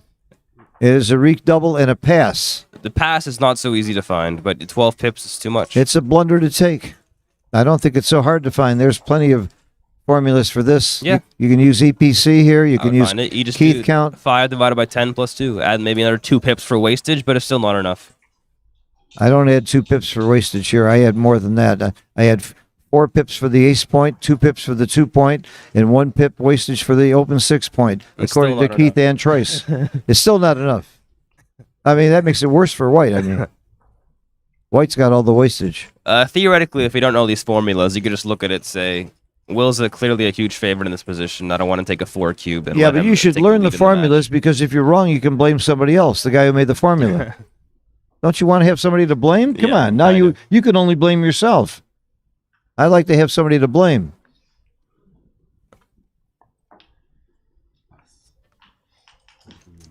Proper cube action, redouble pass, and Johan, that was his worst game. Yeah, It was a Johan bad game for did Johan. not play very well in that He game. did not play that well. He's playing scared, and he cannot play scared in this game. For money, that would be like a borderline take pass decision, by the way. Uh-huh. But because of the score, you don't want to take a 4 cube. It becomes a pretty sizable pass. Well, one of the differences between money and match play is every point you lose in a match continues to haunt you until the match is over. Well, if you make a mistake in a, what was that? Oh, 4-2. If you make a mistake in a money game and you lose, okay, it's over. Start all over. Forget it. It's true. It doesn't crush you. Doesn't hurt you the rest of the day. So Will's playing very well, actually, at almost under 3. He's playing under 3-1 3 now. with 5 checker blunders. That's really a testament to the rest of his play. What's your play here, Phil? 3-1. You played the ace 6-5. That's Oh, pretty okay. clear. You have a I 3 come to play. down. I come down. But coming down gets hit in the outside too Yep, much, and you already unstacked the mid. And coming down is really wrong. because you don't want to get hit the outside. You better Yeah. just step up, try to make that anchor. And it's a double whopper to come down. When you have the board advantage, you need to try to take chances by stepping up to create advanced anchors. It's just the right idea. That's a good lesson for me. I would have come down. Will's looking at coming down, and it is not the right play. Ryan's got the right play. Come up. And Will found it. This is the right idea. play. Yep. Good play. You and Will think alike on that one. So and you have to 2-1. hit. I think you do, yeah. You And then just have come to hit. down with it. Oh, no, look. Not hitting is .005. Really. That's not my style to make this play. Me neither. I I've been hit. talking about last time. I never play passive, so I hit and look. the last play can't seem right. But it does make sense. You're leading in the match. You don't want to take crazy chances by leaving 4 blocks kicking around. I don't think leading in the match is a factor at 6-5. I really don't think that matters. I think if the scores are reversed, the hitting play will be quite clear, actually. Really? Yes. Wow. Even at this low score? Yes. Wow. This is a hard play to find. Because coming out, but this is a great He found play. it quickly. Yep. Going for the foul ball. It's because of the blot on the 20 point that he's doing that. That's a terrible roll. And this one, I don't think I would find. I think I might just come in from the 6. But going through the lessons, you must not play passive. So hitting seems quite clear. And that's So a good look play how from Johan. aggressively he's playing this game compared to the game before. Uh-oh. Great Double roll. shot. You must double hit, of course. Double hit. You don't go for the cover here. And if Johan doesn't anchor, we could see some action. No, he anchored nicely. Anchor, it's not quite a cube, no. No. It's a good roll. Double 6s. That's a great shot. Hits. Do you Makes cover the 2 or make the bar? I'd rather make the bar point here. Yeah. I don't mind getting hit back in the Making two. the bars right. Well, it's very close, actually. It is very close. I wasn't sure. With the checker on the bar, I could see the logic of making the two. This is the more pure play. And bring the last one down or out? I'd rather come out. You want to escape from the little prime he's got. You're not too worried about getting hit back in the outfield. Uh-huh. And it's right. I would have come down probably just to have another builder to blitz. But you're not trying to go for the blitz. You're trying to go for the priming game plan, right? You got an anchor. When an opponent has an advanced anchor, your blitzing game plans lose quality. 4-1 is, I guess it just hits. Oh, look at this play. You don't even want to hit the guy in the 23 because it's a huge liability for Will right there. That is very, very interesting. Everybody would get that wrong except you, Ryan. I would have to think about it, but that we'll was see. really, really an interesting lesson. I can't think of too many people that wouldn't have hit that checker. 2-1. Obviously, you just do this. Actually, a good roll. Yeah, easy to miss over the board. 100% agree, Thomas. It's not exactly the easiest play to find. I guess you just send another checker back. You're not scared about getting hit from the midpoint. The 22 is an interesting idea. Just trying to escape, not trying to send a 6 checker back, which she would actually usually say it's wrong. But here it's right because you want to control the outfield and make the 10 point and the 9 points. And the builder on the 14 point an asset for that. Do you right? make the 5 point here? I think I do. I don't think I do. I think I could rather come out and Really? play 11 to 8. I make the 5 point, and it's wrong by 0.021. I like making 5 points. I understand, but you must have timing, and you don't want to use the checker on the 8 point to make the 5, because now the checker on the 6 is not really doing too much, right? You need to play as efficiently as possible in these back game situations, especially when you have low timing. Uh-huh. That's why I'd rather step out, because you need to make it with the checker from the 6, not from the 8 and the 11. That's a good lesson. I got to play you Backgammon sometimes. It sounds like you know what you're talking about. Have you played Backgammon? Yeah, a little bit. We got to play it some. You and I have been playing the gin with the doubling cube and bazooki, but I got a new game for you now. All right, let's do it. Have you ever turned down a challenge? What's the matter with you? Especially when I ask you, you always say, "Yeah, let's do it." What's going on here? I don't shy away from anything. Never. You're not afraid. You're not afraid of me. Don't you know who the hell I am? Phil Simborg, Yeah. legendary gin rummy player. This is actually a borderline double. I would not have cubed personally because it seemed a little bit too easy to take. You don't have too many market losers. Nothing Double wrong 5 with- was definitely one of them. Yeah, nothing wrong with missing that cube. Yeah, this is just a huge pass now, though. Well, he had a big roll. He had a big market losing roll. Pip count is just too much. 26 pips. 26 pips is a lot more than 24 pips. Yeah, and White has a very easy Big time. pass. In fact, it's Big so pass. good for Will, it's almost too good. Yeah. Because what can he roll that doesn't have a cash next time? Yeah, but there's not enough gammons to think about playing on. Save your energy. Look at this, 6-6. Very interesting match Two right now. grandmasters battling it out, And they're looks like taking it's a break. time. Good, I need one too. Want a Coke? You know what I'd like? A cappuccino. Since Do they you're have going- one in the thing Yeah, there? Right there. Yeah, right there. Oh no, it's not there. Coke sounds good. Thank you. Coke Zero if there's a choice.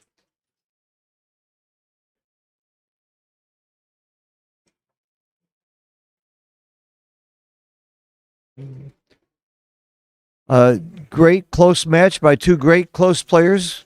Now we're looking at Jorgen Granstead. Second chance, Steve Sachs. Either of these players could still become the world champion if they don't lose another match. Steve's having a hell of a week. He won the Monte Carlo Open Championship. Didn't lose a match. $20,000 first place, almost.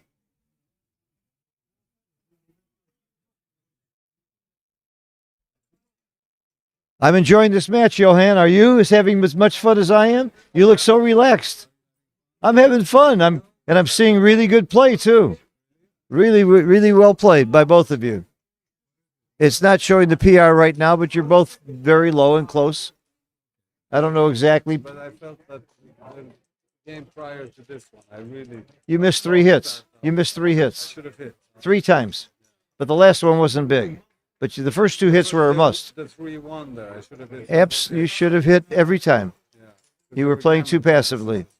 Yeah, but it was the right play. You were down in the race, and your opponent had the cube. That's 2 reasons to hit. You know that. Forget about it. It doesn't matter. Forget about it. You're right. You're absolutely right. He's asking, I'm telling. But you're absolutely right. That's the best advice you'll ever have. But it's not terrible. Huh? It's not terrible. It's not terrible at all. You're playing great. I'm impressed. You're smarter than you look. We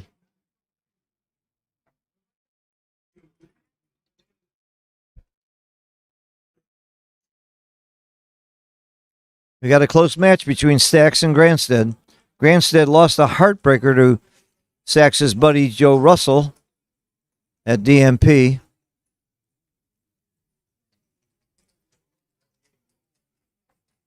Stax is just an animal these days. He just plays so well.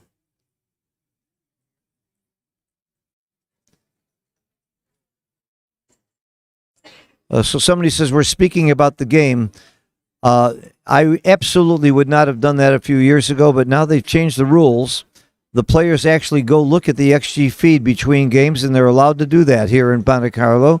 They're allowed to talk to other people about the game, and it's not really against the rules anymore. So, yes, I would be very, very wrong to talk about what plays they made right or wrong a few years ago. But right now it's done in Monte Carlo in particular, and it's not against the rules. So I am very careful to try and abide by the rules. I would not have said a word. He can look at the XG feed himself between games and look at the PR and see the plays. And that's the way it works here, especially when you have an XG feed. They came to the conclusion that you simply cannot monitor people when they go to the bathroom or when they walk off during timeouts, so make it okay. Now, you're not supposed to get coaching. I mean, I couldn't say, hey, your take point's 25% of the next match and things like that, but there's no way to stop that either.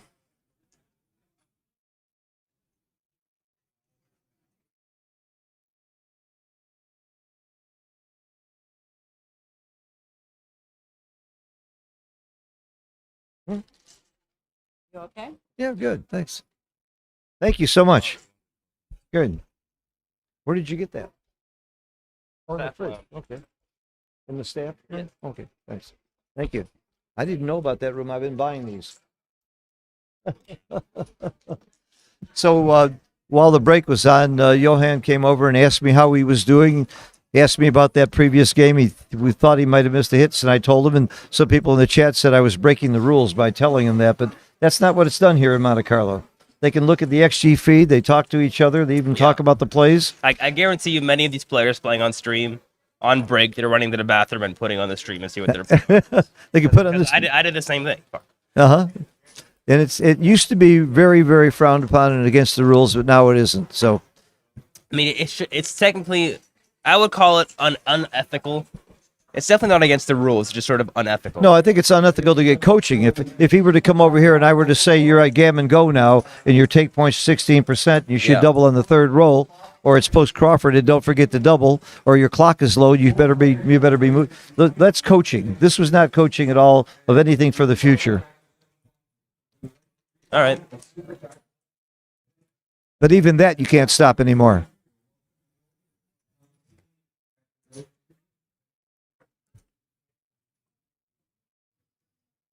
Politely disagree with a rule like that. Okay, you're entitled. Well, the thing is, they could just go look on YouTube and see what their mistake is, because it's not like it's hard to do. Yeah. And they can go over and look at the XG feed. Nobody stops them from doing that either. Yeah, of course. That's what I mean. And they often do, right between games. They run over to XG and say, how am I playing? What's my PR?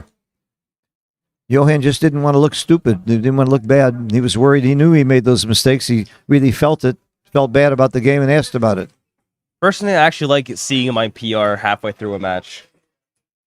Just because it sort of gives me like an added jolt of energy if I see I'm playing quite well, you know? Mm-hmm. But if you see you're playing bad? If I'm playing bad, I know that it also gives me energy to play better.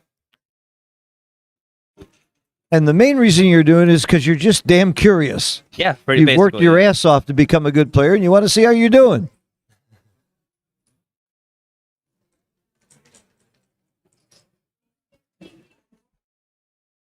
What was the PR with you and Zednik again? They were 2 point what? He played 2.67. I played 2.71. Unbelievable. I mean, Yeah. both under 3 PR. Mochi better be shaking. Zednik's coming at him and playing under 3 PR. Well, 3 PR is not really world class anymore. You want to play under 2.5.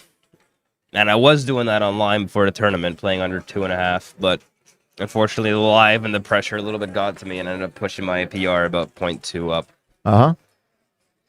But it's So what's it gonna take from you for you to get down to 2.5 or 2.3? Practice. Just reps. practice? Practice over and over again. So you just need to groove your memory skills and your muscle memory of certain kinds of plays and situations. Yeah.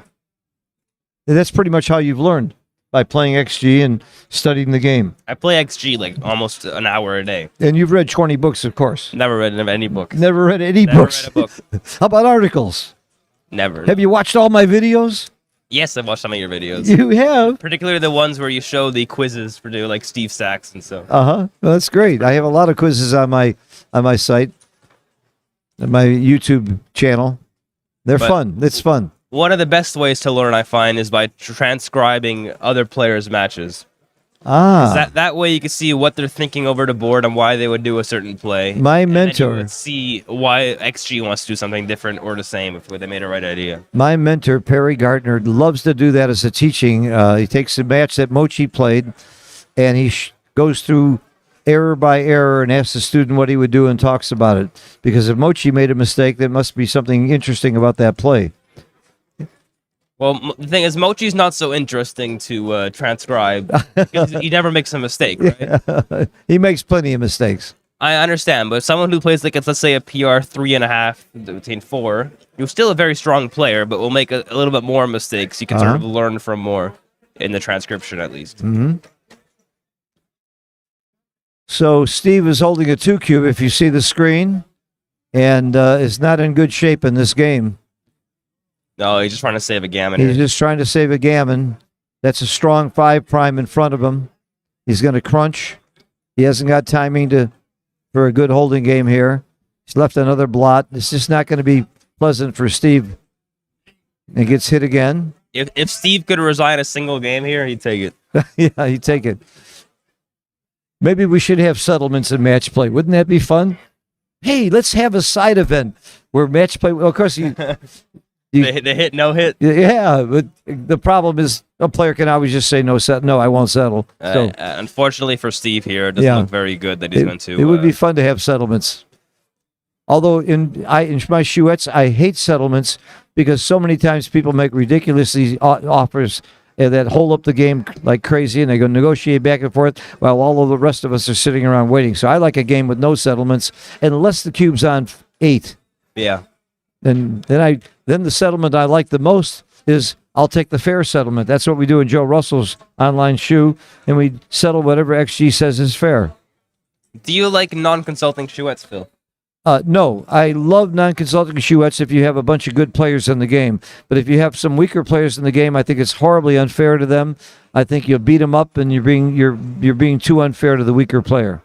But if you have a Chouette with all strong players, why the hell have consulting? They're not going to be that different most of the time anyway, usually. And the game goes a lot faster without consulting.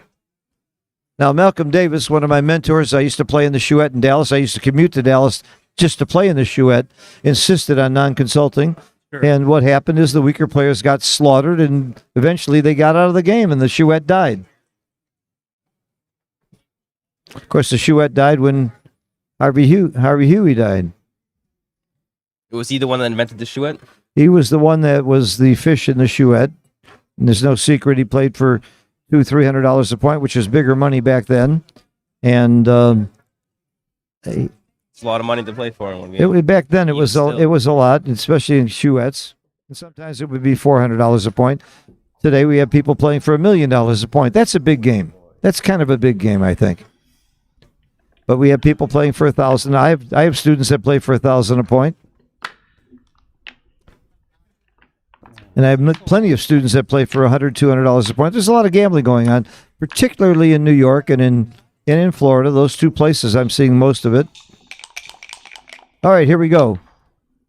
We have a 13-point match. 13 away, 13 away. What do you think of the 17-point matches? Do you think it's this is 19. This is 19. 19. I'd rather see 2 out of 3 7-point matches or 3 out of 5 5-point matches. To me, that's more exciting. But I can see the logic of this because sometimes you're going to see 4 cubes and 8 cubes that you don't see anywhere else. Even for me, I get bored quickly playing these. Yeah, I look at tennis. That's a good play. In tennis they don't play the first 1 to 100. They break it up into 4 points, so that you have a deuce game or match point every 4 points or game point every 4 points. I like that. That makes it much more exciting. And they even have a tiebreaker now in tennis that they didn't used to have to make it more exciting, so it doesn't drag on. I remember tennis matches that went for hours and hours and hours, with deuce game, and deuce matches all the time. Okay, we have dueling holding games here. I call this spy versus spy. First one who blinks loses. 6-5 clears the mid. First one who has to leave a shot, or the first one that rolls doubles wins.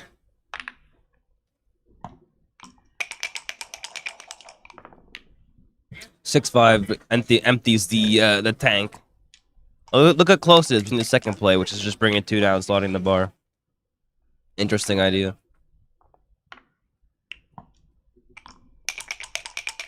Will wants to create a 9-point or a 10-point. 6-2 is not going to accomplish that. I guess he just played as pure as he can. I just read Matt Congire's statement. He'd rather not see the PR and not have XG during the match. If I were as good as Matt Congire, I want everybody to know how good I was. I would have thought he thought just the opposite, because he's got one of the best PRs there is when he plays. But I like it too. If I had my druthers, there would be no XG feed. We can just concentrate on the beauty of the game and the plays and the opinions of the commentators. But then I sure would have to have an expert commentator with me, or it would be worthless to have a commentator. I'm just the color guy. You're like the Joe Buck. That's me. I'm the color guy. And you're the bread and potatoes guy. Troy Aikman.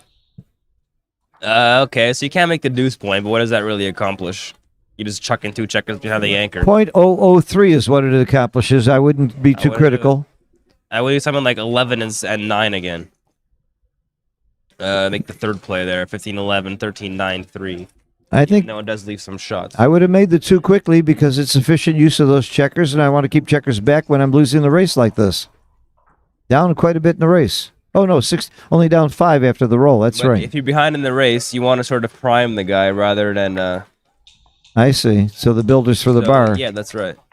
You want the builders for the bar. You also don't want the 2-point because it's an impure blitzing point, right? Okay. 3-1. You must slot the 3 now. Probably just play 9-8, I guess.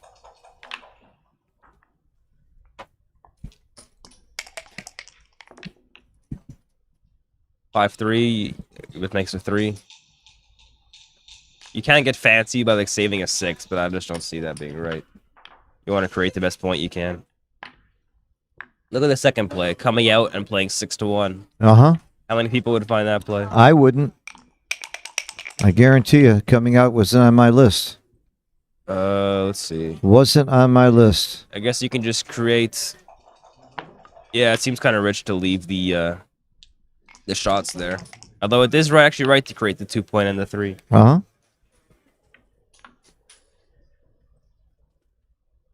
5-3. Don't you just rather have a full 6-point board? He's going for the save the 6 play, but a lot of 6s rather just run anyway. I was outright. I was right again.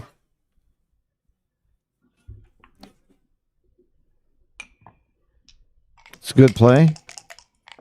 Nothing much else there, to be honest. 5-4, I guess, just does this. When is he ever going to run? Next time. Next time. For sure, next time. This is. I don't think this is a cube yet. It's Not very quite. really right to double this on the threat of him leaving the shots, and instead just wait until he actually does leave the shot. So make the 2. He's gonna run out, and then you double. And 4-3, I guess just crunch again. I think this is a double. This could be a double. I yeah, double with here. All those wasted checkers. I'm doubling here. He said on the 6-1 you could do that. I'm making a statement that it's a double and I'm wrong by .024, which is not wrong for me. By the way, you're only wrong because they're both at even scores. If it was like 5-5 or 7-7, it would actually be much better to double here. Because you're trying to you want to play efficiently with the scores you have on the board. Wow. I was whipping this cube. It's similar to like a free drop, right? Look at this. A guy named Wilcox agrees with me. So who's right, me and Wilcox or XG? Come on. Well, XG, but it's close. No, It's you're not a big supposed mistake. to. Wrong answer. Wrong answer, Ryan. I'm me and Wilcox. I'll bet against the two of us over XG anytime. I think it's a good cube. Okay, I'll back XG against you and Wilcox. How about that? Well, what a roll that is. Makes the ace. And Yeah, the, we'll get into as many back games as we can, and we'll kill you. 6-5. Now I would double, and it'd be a pass. But even still, you're not too unhappy, but just cashing your position. No. Pick and pass. No reason to leave the shot. You're up enough in the race. Whoa, you're not. Oh, wow, that's a joker. Johan is happy with that roll. Wow. I told you it wasn't a double, Will. What were you thinking? Listening to me? So this is where you must take wastage into account. And the first thing you do is you can compare how close red is to bearing off compared to how close white is to bearing off. Because although your head's 9 pips in the raw pip count, and white is much closer to start taking checkers off than you are. So that's why it's just a big no cube. And the 8 pips is really false when you count wastage. All those checkers on the 2 point, on the 1 point, according to the Trice and Heath count, is each one is worth 2 pips wastage. 2, 4, 6, 8, 10 pips of wastage on the 2 point alone, plus the open 5 and 6 point is wastage. Yeah, for this to be a redouble, the checker from the 15 point would have to be on the 8 or the 7. Yeah, and you've got the extra crossover. Good point, Ryan. Not close to a redouble. By the way, this wouldn't be an initial double either. No, would not. Although redouble and initial double is not too much of a difference in this position. As in, like, if something's a double, it would usually, or 99% of the time, also be a redouble. He Oh, he does redouble. Wow, that's crazy. A 25 error. That's wild. 0.25 error. You think it's because he's playing Wilcox Snelling? I think it's because he counted the race and didn't take into account the wastage. Wow. No, he's too smart for that. He's a grandmaster. He understands wastage. I think he thought, well, it may not be a double, but I'm playing Wilcox. That was a huge error. Well, now it's a huge drop, so I guess he's very happy you recubed that. Well, that's hindsight, but that was a huge error on the cube. But the thing is, Look at Johan's body language. One arm on the chair, leaning back, relaxed. I don't see too many people playing that way in huge matches like this. This has to be one of the biggest matches of his life, and he's just relaxed as can be, just trying to be cool. so Will just needs one big set here to get right back in this. Ooh, throw that one away. He's happy to throw that one away and come up with a 5-4. Yeah, not the best. Only down to 7%. Wow, when does Will have a redouble? When he rolls double sixes. How many people know the recube doubling point here? That's where you get into situations in longer matches that you won't see in shorter matches. I think the recube doubling point will just be quite similar to what it is for money. Really? Yes. I think it's because of the recube. I don't know. I don't think it's got to be different for money. It's got to be.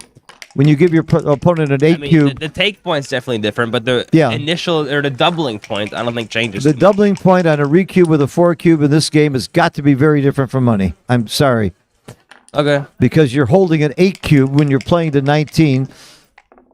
It's that recube big coming back.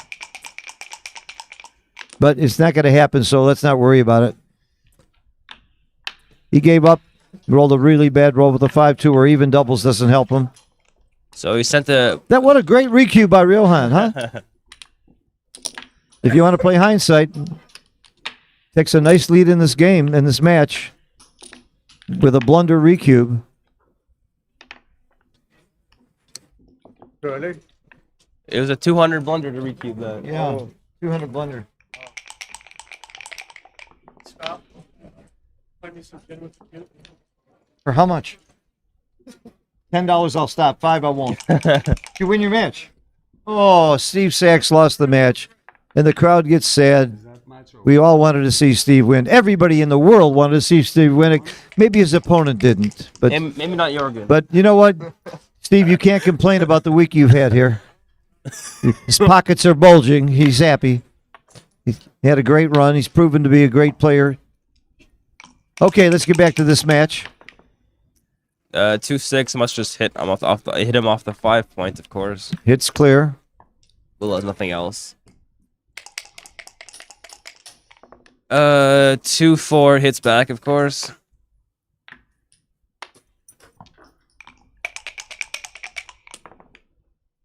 Five 4 makes the advanced anchor, and this looks like a pretty even game right now. Very even game.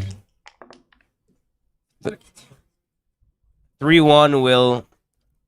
I might be tempted to just play 6-5 here instead of playing 3-2, but the 20 points a must. It's wrong. The 20 points right. 6-5 is not the idea. The problem with this play is quite easy to see, is you don't have a direct cover for it, right? Yep. You're using the last builder off your 6 point to slot the 5, and then you must roll an 8 or break the 8 point to cover. So because of that, and because of the 9 pips, you were ahead even after Will's roll. It Yeah. becomes quite You make clear the ace to, point? Yes, it's right. Yeah, you must make the ace. Once you slot the ace, you make the ace.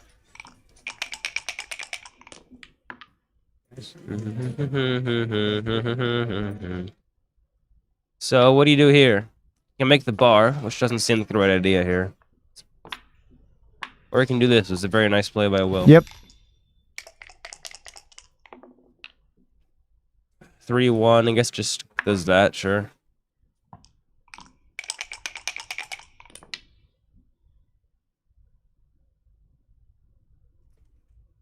Three 1, probably just plays 6-2. You don't want to leave a direct shot. There's no reason to. I don't like going to the ace. Why do you want to go to the ace? I still can't get over Johann's body language, just relaxing like that, like he's in a lounge chair watching television and relaxing. And if I'm playing against him, it might even shake me up a little bit to see my opponent so relaxed and like it's so casual. Just taking a little stroll in the park for the World Championship. This is a tricky play, actually. Usually the right idea is to play 18 to 15, but because of the good sixes you can get by playing this way, it's very hard to leave a shot Nice play. anytime soon. It's a nice play. It's a very nice play, yeah. Very nice play. 2-3-1. Ugly, ugly roll. Ugly roll. Not much you can do. 4-3 will, I guess, just go to the 3. Will's playing under 3 PR. Can't make much fault about that. It's flashing pretty fast. I didn't see Johann's PR. I'll take a look next time. 5-3 4.8. 4 and Yep. comes in. Yeah, but you don't have under 3s. Johann's been playing great. He just had that one I'm bad not even game sure where he you missed can those run big that hits. There's no. Why do you want to go to the ace point here? Just break the 8. Doesn't is Will really want to hit you with any aces? Good point. That's a good roll.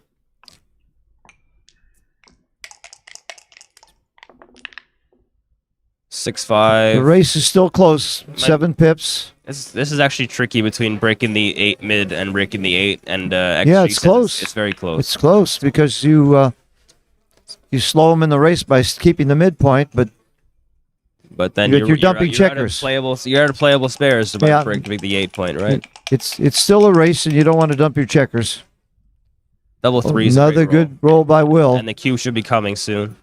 Depends on this roll. in now. If he gets a high enough roll, it won't be a double. Depends what he rolls, and that's a double. So it's what, 12 pips? 12 pips could be a take, but not. It's apparently actually saying it's a pretty small pass. Oh, it's 12 pips. It's a pass. It's a pass with a. You have another Definite spare pass. on the ace point, Yeah. and it's past the point of last take, which is 10, so that makes it a drop. There's just Although it's not- not by much. There's just not that many shots here, and you're down 12 pips. And once again, this would be a bigger pass. The score was 10-7. Because you're trying to take when the opponent has an even score in races and pass when he has a an odd score. That's a really good thing to remember that most people don't think about. But even still, it's still a big pass or a big. Oh, not a big pass. It's Take still a even and small pass odd Yeah, no, because odd is even away and even is odd away.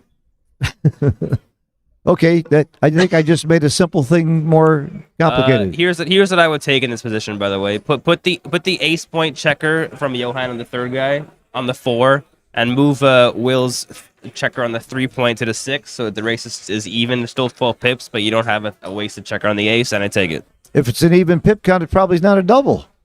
No, it's 12 pips. I'm saying if you just move. Oh, I see. Just from the ace to the distribution. 4 and move Will's 3 checker back to the 6, so he has a 5 stack now. It will be a take. I see.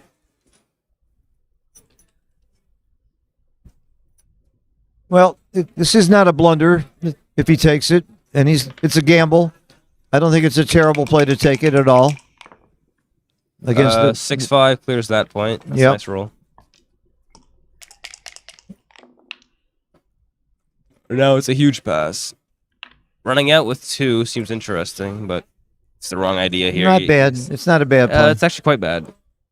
It is I would have actually done something quite like bad, yeah. 15 and 8-4, but you yeah. don't want to try to contain him here. Yeah, you're right. It is bad.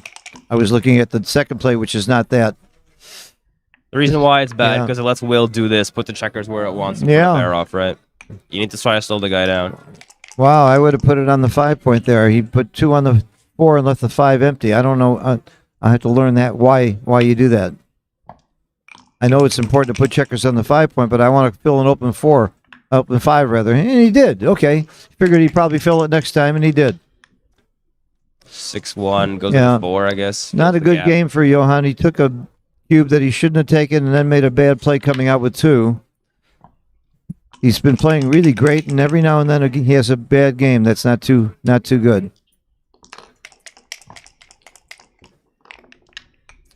6-2 comes in like that.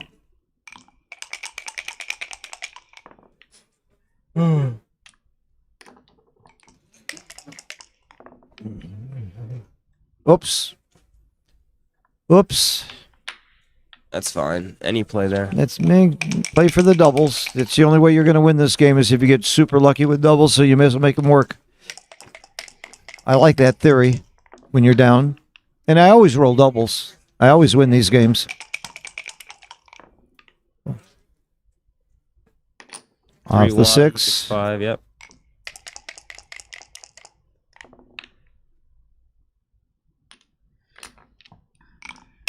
I don't know how much money they're playing for here, but it's a bunch.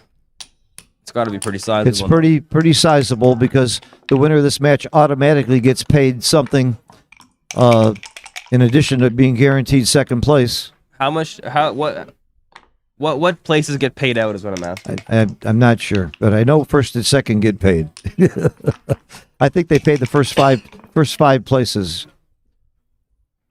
and consolation. A couple places in consolation. 6-4, okay. Well, looks gonna be pretty hard now. That's it, Gin. That's gin. So Hey, 10 to 8. you named my game. Let's go play some gin, Ryan. I can't believe, by the way, I can't believe how quickly you picked up a new game. That gin with the doubling cube. I'm good at games, right? That's my asset. I mean, I'm good at games that require pattern recognition to learn. but gin with the doubling cube is much harder, and that's the game I was teaching you, and you picked it up faster than anybody I've worked with so far. Anybody. Ryan, what's your day job? How about furniture? The piano moving? Yeah, still. He's a piano mover. Last summer, doing that job. It's a good job. Great way to stay in shape. So in a way, you play with the piano. But I'm looking forward to actually. At the end of August, I'm going down to Costa Rica to with Will Cox's son to learn about their company. That's cool. Wilcox's son is one of the main reasons that Wilcox playing backgammon again. His son got interested in the game, and Wilcox was teaching his son and said, "Wow, this is fun. I think I'll play some backgammon." Two pretty close plays here. Both have merit. I thought the 5, but Is Wilcox's son your age? Wilcox's son is about 35, I think. Oh, 35. Okay. He's a Costa Rican kid? Yeah, I think so. Yeah, his son runs Bet Chris, which is just another gambling site. Uh-huh. Do you hit or make the bar? I would make the bar every day of the week. And I would have hit, and it's very close. It's a matter of style here. I'm hitting, and Ryan's making the bar, and they're both right.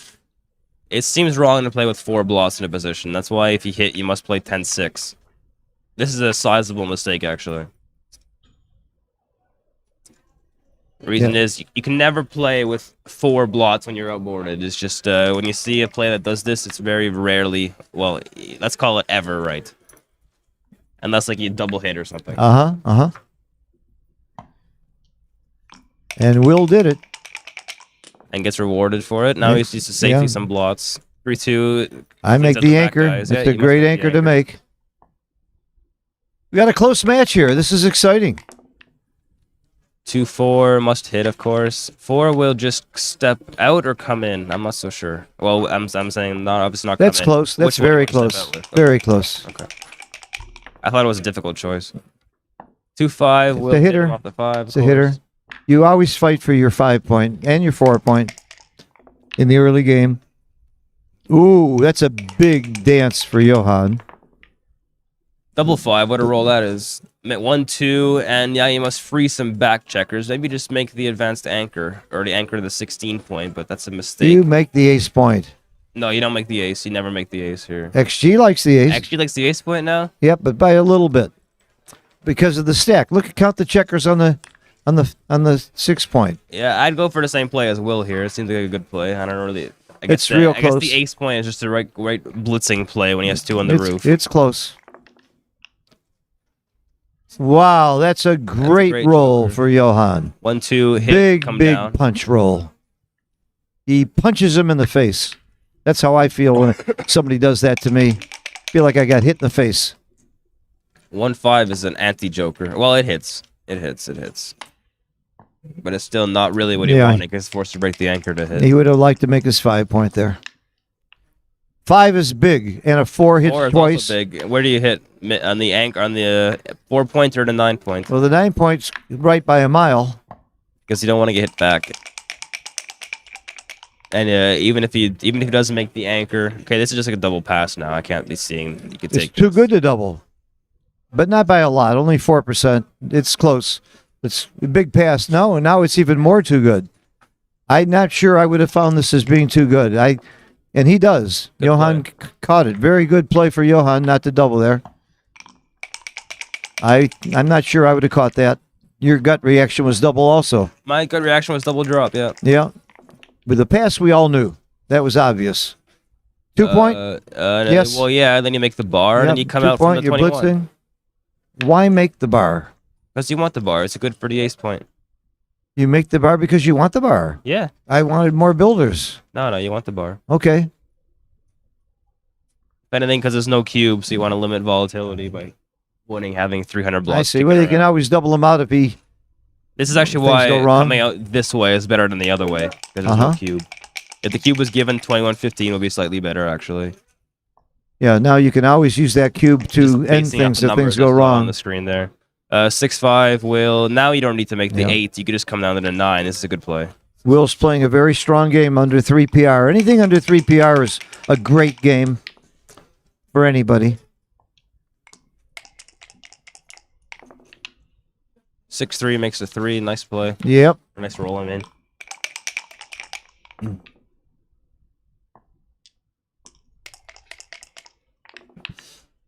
So 6-6 plays itself. There's just a lot of gammons here, and winning 2 points at this score is hell of a lot better than winning 1 point. Now you want to make the clear the bar point, actually. You can't. Well, you can't clear, but you start to. Good point. You don't go to the 2. Start working on it. You never want to put checkers on the 2-point when bearing off against the 8-point game. That was a fast, bad play. That's a pretty standard rule of thumb. Every checker on the 2-point is a pain. And then you play 6-4, so you can pre-clear the 6-point on some numbers. Well, bad players bring it in. Okay. Good play. Nice play. Double 6 doesn't leave a blot because you can't move it. Double 5's also fine. This play is just a little bit more awkward, right? And he caught that. Very good. Nice play, Johan. I guess 5-6 is a shot. So 2-1 now. Would you pre-clear to 6 points, or I mean, just clear it? 6-4 There's nothing to think plays. about Plays badly. that. Will wants a 6. He 6 is got it. there. That's a huge roll. So now Johan's gonna have a bunch of tough decisions whether he wants to cash this or keep playing on. And XG will say this is a still play on because Will's still underdeveloped and still on the bar. So it's still too good to double. By a lot. Wow. I might have thought it was too good. Yeah, he didn't think it was too good. It's way too good to double. I don't blame him for doubling, though. I think after you've been hit, you feel like, oh, darn. And that's not necessarily the way I would say it, but I would think, oh, gosh, oh, golly, I got hit. And I might just turn that cube, too. In fact, I know I would have. I got to admit it. I wouldn't have played on there either. Well, the thing is, let's say you danced as Johan there up the 2-point board, and then Will enters with the 6-1. Are you taking it? You lose a ton No. of gammons. Exactly. No. So why would you cash now? You're right. That's really a good way to look at it. He doesn't have a market gainer, really. That's the way you should. That's the way you should look at two good positions. Yeah, okay. You say, what's the worst scenario that could happen for me, and what's a half decent scenario? Yeah, for the but I other guy? feel bad that I got hit, and I'm going to double, and I'm going to cash. That's why. You're forgetting my feelings now. You're just thinking about logic. Don't ruin my thinking with logic. 4-2. What do you do now? Maybe just start the bar. Must unstack. No, I don't like putting this play. It puts a checker out of play on the 2-point, and you're leaving 7 shots anyway. Or 6 shots compared to 13, which is not really a big deal. Well worth it to slot the bar and not avoid putting a checker on the 2-point against the 21-point anchor. Here's another argument for longer matches. How many know the take points, equities, and gammon values at 8 away, 11 away? I mean, we just don't study this stuff. You have to figure it out. Good cue from Will here, by the way. Very good cube. A lot of people would have missed this one. It's a small double. He has a ton of threats. Wow, Yeah. he drops. He got a No, he got a can't pass. pass that. Well, you know why he got a pass? Because Will doubled quickly. When you think your opponent has a take, you whip that cube out there, and it worked. You got him to drop a big take. Wasn't even a double. Wow. 4-2 hits and comes down. Now, I just don't understand how he can find a pass there. I mean, he didn't think very long either. Well, it's a clear pass if your opponent doubles fast, isn't it? it's a clear pass if it was 2 away, 4 away. But anything except for that, But it's just a Will big doubled save. real quick. It makes it a pass. That's how you know. You must step up. You don't want to give sickness on the bar that hit him back. 2-3 will make the anchor, I think. I think that's better than the hitting on the 5. Uh-huh. But Will goes for this. It's not a big mistake at all.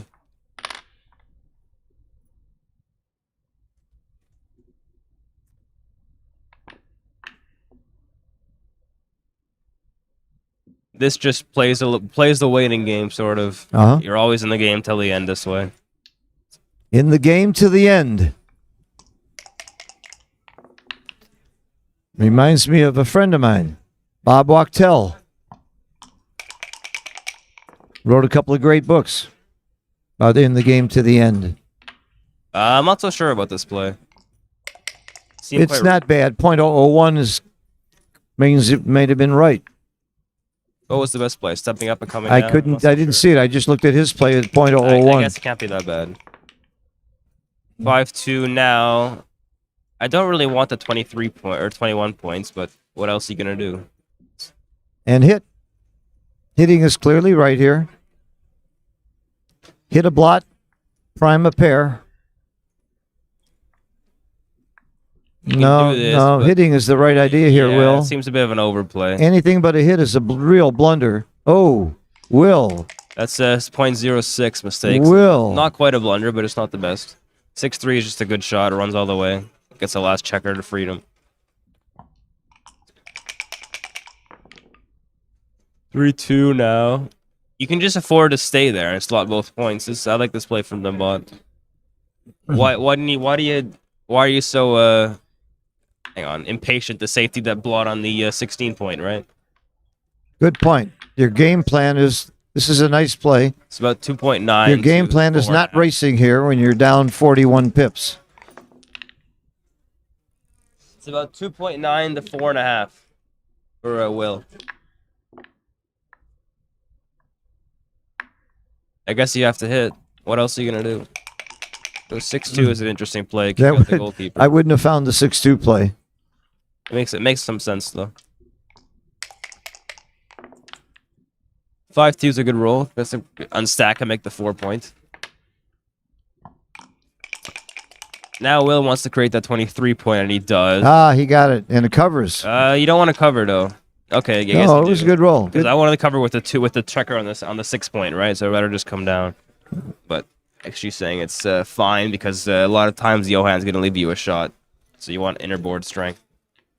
6-5 is not a good look roll. at this. You are getting a shot. I'm glad he covered. He's glad he covered, Yeah. especially if he'd have hit, but That's he a missed. terrible roll. This is almost a cube now, maybe. The 2-5 back game is something you don't double for a long time. You're almost supposed to lose your market. But 6-6 was definitely not a good roll.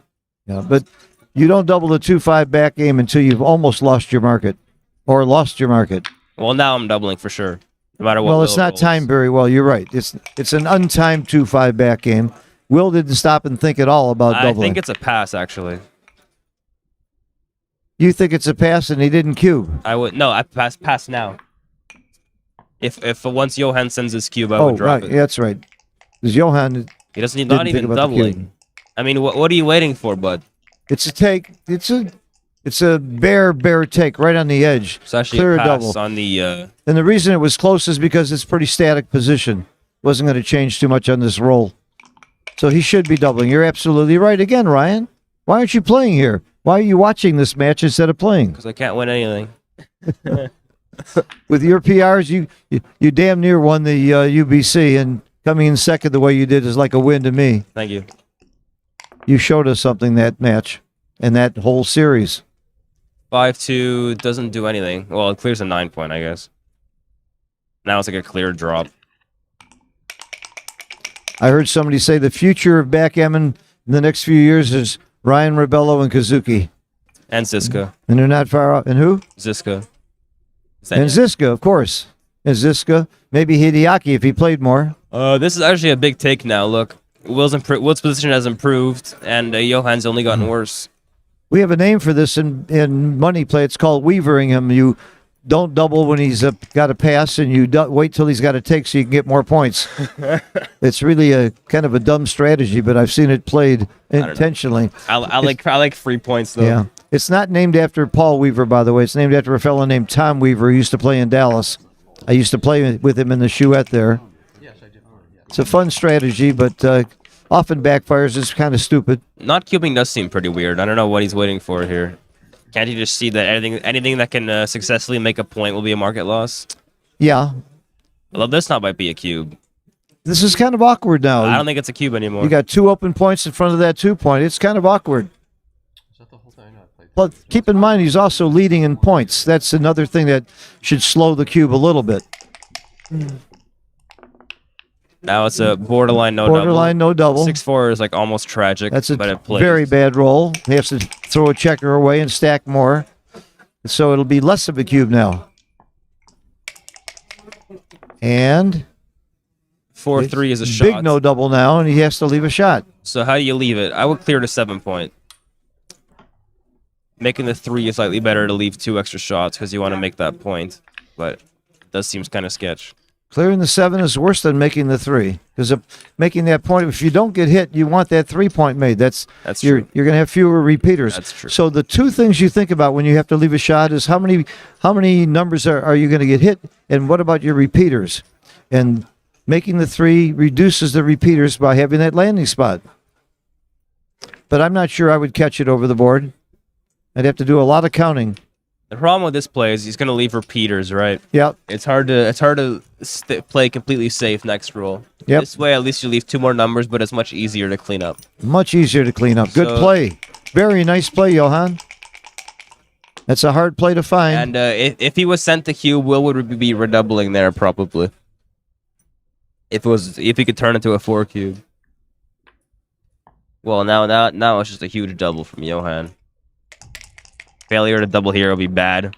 That's just a ton of market loss. It was a pass. It was a huge double and a pass. Because and he missed it. There was so much volatility in that roll. You must have it now. Ryan, good catch. And if he left a shot, at least the board is not made. Well, now it's just he really missed the cube, but it didn't cost him a thing. That was not impressive from Johan. It cost him PR and ego, but it didn't cost him anything in the match because Will was passing last time anyway. He played very scared in that game there. Yep. I don't know why he wasn't doubling after he rolled double fours, but maybe he doesn't know who he's playing. Maybe he's never heard of Wilcox Snelling.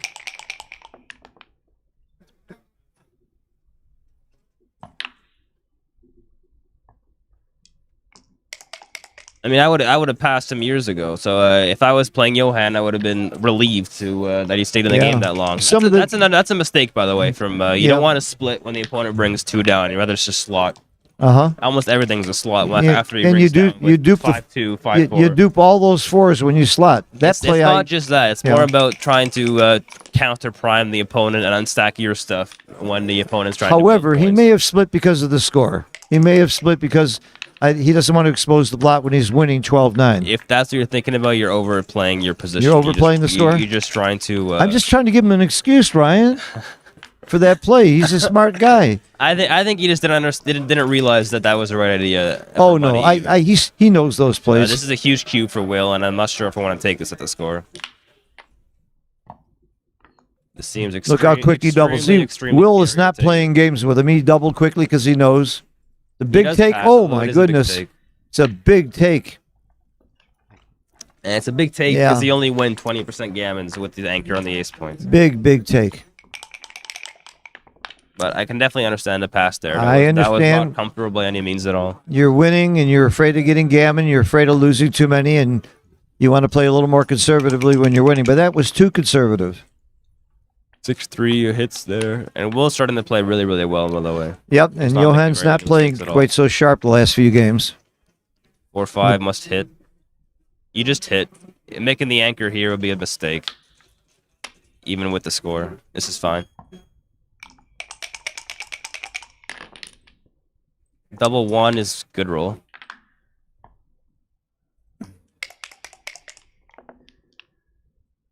1-5 now, I guess. Oh, 4-1. 1-4. Much better than 5-1, obviously. Yeah. Making the bar is better by far. Where's your last 2? I was split from the back, actually. Rate that, but coming down seems reasonable, too. Splitting from the back is slightly wrong, but I would do that, too, Ryan. I like that play. They're all extremely close. They're close. This play is better because you're down in the score. You want to try to win more gammons. That's why it's as an edge here. Plus, you're on the offense, so make an offensive play. You have more ways to make the bar with this play. If the scores are reversed, actually the splitting play will be the best.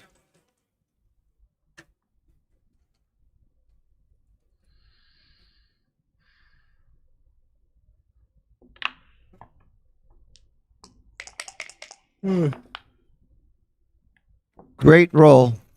That is a super roll for Johan. That's the nuts right there. That's just super. I think you got to do some splitting here. Split. You can't get stuck back there. Good play, Phil. You're learning. I'm learning, but I wouldn't have made the 2-point. No, neither would I. There's no reason to make the 23-point here. You want either the 3-point or the 4-point anchor. It's 5 what? 3? I can't read it. 5-3? 5-3 just makes a 3-point. Is it 5-3? Yeah, just use 2 checkers to unstack and make the 3. This play is kind of weird. That is very weird and very wrong. 1-5, you must come out now. And I don't think you want to split that anchor now. Maybe you just keep going to cover the 9 points. Good call. You don't split the anchor. Will's playing under 3. Johan's playing close to 6. The score is not reflecting the quality of the play so far. Rarely does. The luck factor isn't that big a difference either. I just making the right play at the right time and 3-1, I guess just hits. And by the way, the PR is not necessarily accurate and right, and neither is the luck factor. I think there's flaws in both. So we shouldn't put too much emphasis on either. 4-1's a good return shot. Yes, great return if red shot. fans here, I'm doubling. If he fans, you're doubling. Yes. I'm not sure. I guess That's it, because of the cube. score. You must You're cube, doubling here? even for money. Look how fast it's a big pass. It's a big pass. Fives are good, and The threat here, Yeah. that's a good pass. Yeah, big actually. pass. The threat here was making the 7-point from Uh-huh. Will, which would just kill him, right? wow, this match is getting because it closer overruns and closer to the end, and closer in score.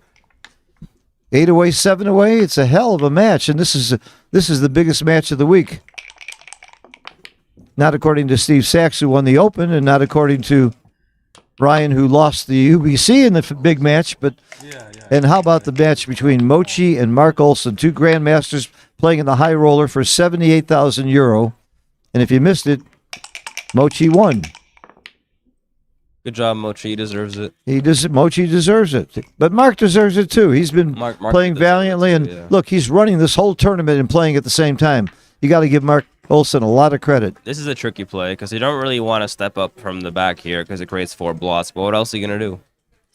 You must keep that 4 duplication, so 9 to 7 is a big mistake. And 13 to 11 just... I don't think creates this is the a hard play at all. It's just so Yeah, reflexively there's just nothing else to do. Oh, This is not bad. I wouldn't have done. I would have split those back checkers. I don't want to be stuck on the It's eight. not a bad play at all. It's pretty obvious there. 5-4 makes That's a nice the, angle. He could hit. No, you make the 20 here. You sure? Yes. You're right, but I'm tempted to hit. Nice play, Johan. That's why it's called the golden point. Makes the... What about making 2 points? Oh, it's 2-1. 2-1. I thought double one also. Double 1 would be more interesting. I thought it was double one. 6-2, it just hits on the 5, I guess. That's a reasonable idea. That's actually a No, actually a mistake. Not bad. This is an obvious hit. Well, it's either that or play 8-2. This is an obvious hit also. And every time I say obvious, I get shocked by how wrong I was. Not every time.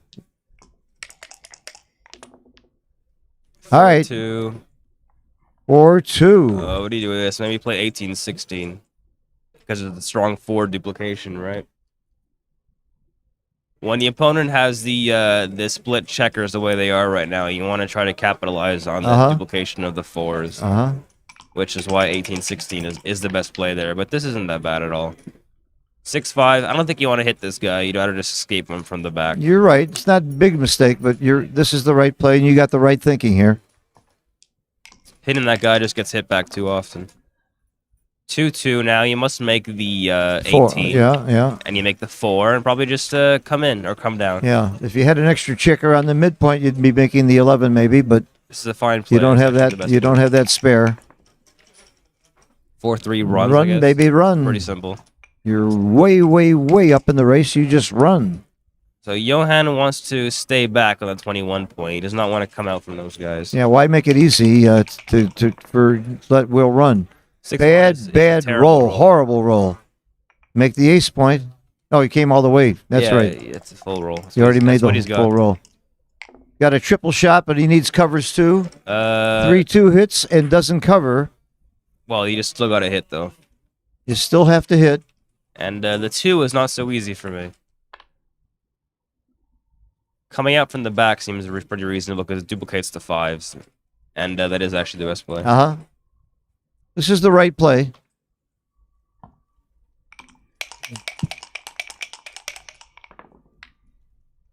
Double 1, you want to make the 5, of course, and then do this so they can't just cover without leaving shots with like 3s. 1-4 is a great shot, and I don't think I want to make that 17 point. I'd rather play to the 13. Really? I'm making the 17 so fast. Well, you can win big if you roll 6-3, right? Wow. But you're right, Phil. The 17 point is actually the best play. But Johan, both plays are pretty close. Say that again. Did you say you're right, Phil? Did you say that? Yeah, you beat me on this. I like the sound of that. Full transparency, you beat me on this. Okay, that was my play. It's the right play. It just seemed natural to me to make that point. I understand, but why do you want to make that point, though? Because it's so cute. Double 5 is a big swing. That must be it. 3-2. Maybe you just hit and cover the ace. It's a good play. Wow. So ugly. Oh, that's a big mistake. Actually. It's a That's big blunder. mistake, and it's very ugly, and he's getting the cube making that Oh, this is play. an obvious take. And, Oh, yeah. wow. He dropped it. You said obvious take, and you were right, but not huge. Oh, okay. Never mind. Not obvious at It all. was, no, 6% is, Well, it's even less than plus. yeah. Oh, it's even less? Oh, look at that, 0.001. But it would have been an easy take if you played 3-2. Yeah. Not the blunder away. But I would have made the same mistake, Look to be how honest. quickly they did that. The cube action. I mean, I understand Johann's quick action, but it was very, very close for Wilcox. He didn't like his position, though. After you break the 6 point, it doesn't look it's pretty. pretty hard to win It's a that. very ugly game without the 6 point. But this it's still a score being taken into effect here.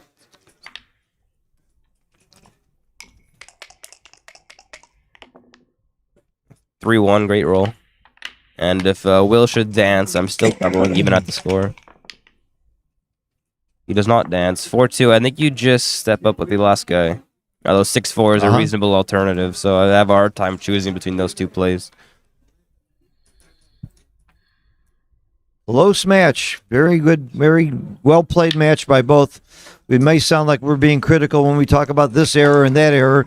That's because we have the advantage of looking at the computer. Yeah, it makes it much easier. Makes it much easier for us to say, oh, that was a blunder, that was a mistake. Without XG, we would be a lot quieter. But We wouldn't be so confident of our comments. That being said, I don't like this play because hitting from the mid and unstacking seems like the right idea. This play, well, I guess 4s are duplicated, which is why it's pretty close. It's right to hit off the 3 point, but it's not huge. Okay, not a big mistake. Not a big mistake at all. Just a mistake. 6-3 runs, I guess. Yep. Again, the race is even. Double 1. You shift. Yes, you switch and you make the bar. That's pretty routine stuff there. Uh-huh.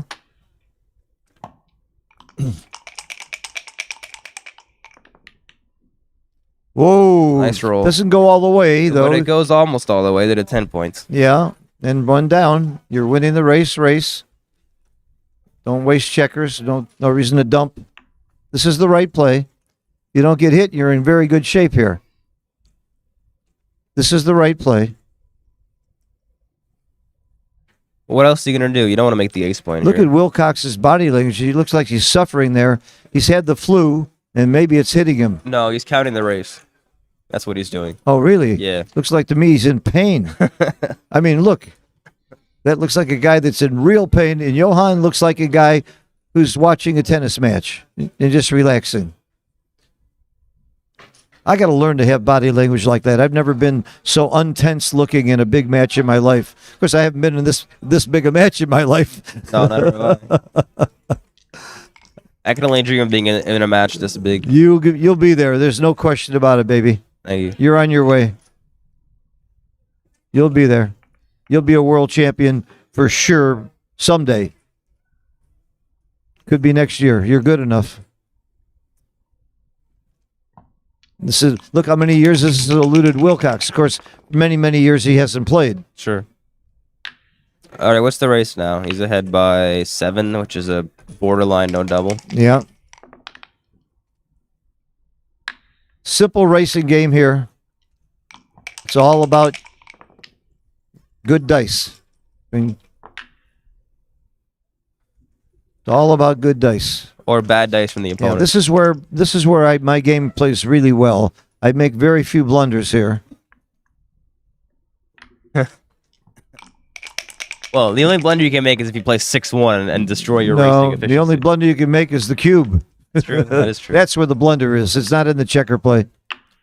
Even an idiot Saying like me, a theoretical blunder will be playing 6-1 with any 5, right? even an idiot like me can play these checkers right. They're pretty good, pretty well anyway. See, that's a play I would never think of. And it's not right, but it's not bad.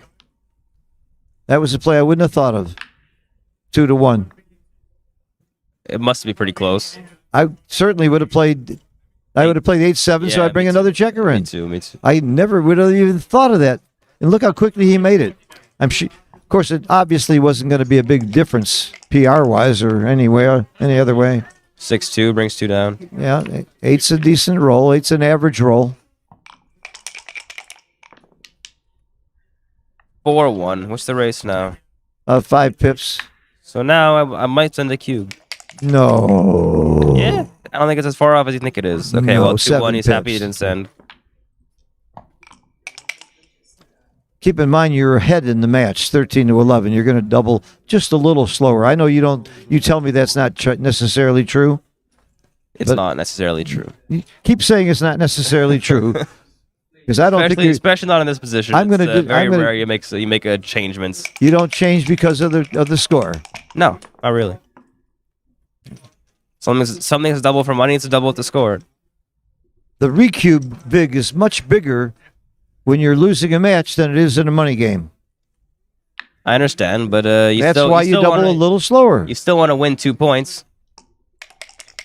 You still don't want to lose 4 points. Come on. You can't tell me the recube big is the same as at money when you're playing in a match. It's the recube big is definitely different. Okay. But- That's got to but change how fast you double. Initial double point for Johan or the leader. It's the It same? it should not change for money. Really? Yes. Wow. I'm going to have to study that, put in an XG, run it 17 times, and roll it out until I'm right. Well, let's see if we can get into a borderline double position. I will. I'm going to do that. I absolutely am going to do that tonight. 5-3 just does that. By the way, I want to bet you $1. Sure. All right, we got to bet. Because if I didn't bet, I wouldn't do it. It's not worth the work. Yeah. I'll bet you $100 if you want. Okay. Right, it's from the I'll have that position. We got a $100 bet. At this score, I'm going to make it if at this something's double score. for money, and at the .02 is a wash line. Okay. I'm going to take a picture of the score, and that's what we're going to use for our wash line. We got a $100 It's bet. what is that? Are we allowed to 6 gamble? away, 8 away. Okay, I got it. I took a picture of it. So I won't forget it. We're going to use my there's the roll. There's the game. Game. Isn't he happy he didn't double, Ryan? Yeah. Isn't he happy, huh, Ryan? Huh? I mean, Can I do it? I told you so. I mean, what happened if Johan rolled double 6?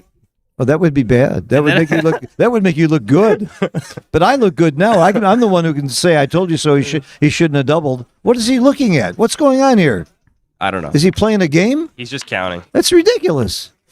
This is so obvious. It is pretty obvious. That's silly. If somebody did this in my shoot, I would give him an Academy Award sound. You know, the deal where I give him a trophy for an Emmy. Why are we seeing this on our screen? See if we can do this. Tara Mendocino, we need you. No, that's not a problem. It's not a problem. Chat's working. Everything's fine. See? Oh, Ryan fixed it. Thank you. We got this. We got our picture back. Yeah, Thomas says nothing wrong with just making sure. What happens if you overlook something? So Will has 22 minutes left. That's a lot of time. Hey, you got the biggest compliment I've ever seen. What's Justin Knoll. Oh, I read the chat and heard that Ryan was commentating, and I'm now pausing Netflix. the Justin Fish is in the house. Justin Fish. Justin, speaking of good commentators, Justin's high on my list. He's very, very great Yeah, commentator. Justin's a funnier guy than I am. For Yep. sure. He's very dry, clever humor, and not a bad player. 4-3. I guess Will knows this one because I didn't. Definitely. Justin, I miss you in New York. I'm in New York all the time, and I'm sorry you're in London. Love to have you around. 20 and 10 is correct. I didn't know that one, to be honest. But it clearly was, and it wasn't. It was not small either. You hit on with the 3 because you don't want to get hit back with the aces. We got a tight match here. 6 away, 7 away. 4-3 would just maybe hit him again. To get into the finals of the World Championship, this is the finals of the Undefeated. Then the winner of this match will play the winner of the Fighters Bracket day after tomorrow. Okay, where's your 6 now? Out from somewhere, probably from the back. When in doubt, always out from the back. When in doubt, always open the back. Okay? Out. Out scout is what we say. Although saying 16 is slightly better here because sixes are duplicated better, and it's the same 6 duplication, but you can control the. This is close. This is fine. Better with the 16 play. This is very, very close. Good play. It's fine. Not a big mistake. 6-1. I guess just. I don't want to hit that guy. I'd rather just make that 8th outside point. And you are correct. When you're ahead in the race, well, it's actually pretty close, the race, but there's no reason to create 4 No, blocks. 0.05. It's not that close. You're absolutely right not to hit. This is the play. Nice play, Johan. Hit the clock. Good play. Oh, me and Justin are friends. I don't mean anything by that. If you think I'm calling Justin a fish and joking, I'm just joking. Oh, somebody took you seriously? Yeah, someone thought I was taking it seriously. Anytime we insult anybody, it's a joke. Except if you've seen the way Justin's insulted me in the past, you understand why I'm doing it. There's a lot of that going on in backgammon where we diss each other a lot, and that's the fun of it. And if you can't take a joke, there's an expression for that. 4-6. Now you must hit. This is a messy game, and I like messy games. Anchor and hit. Yeah, Justin will take a shot at me any time it's possible.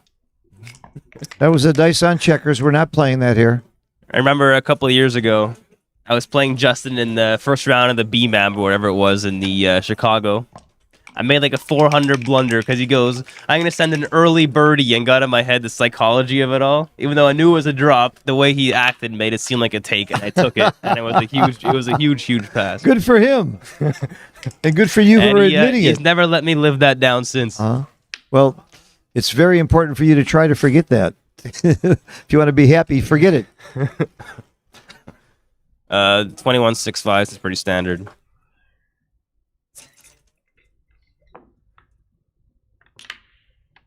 Come in high and unstack.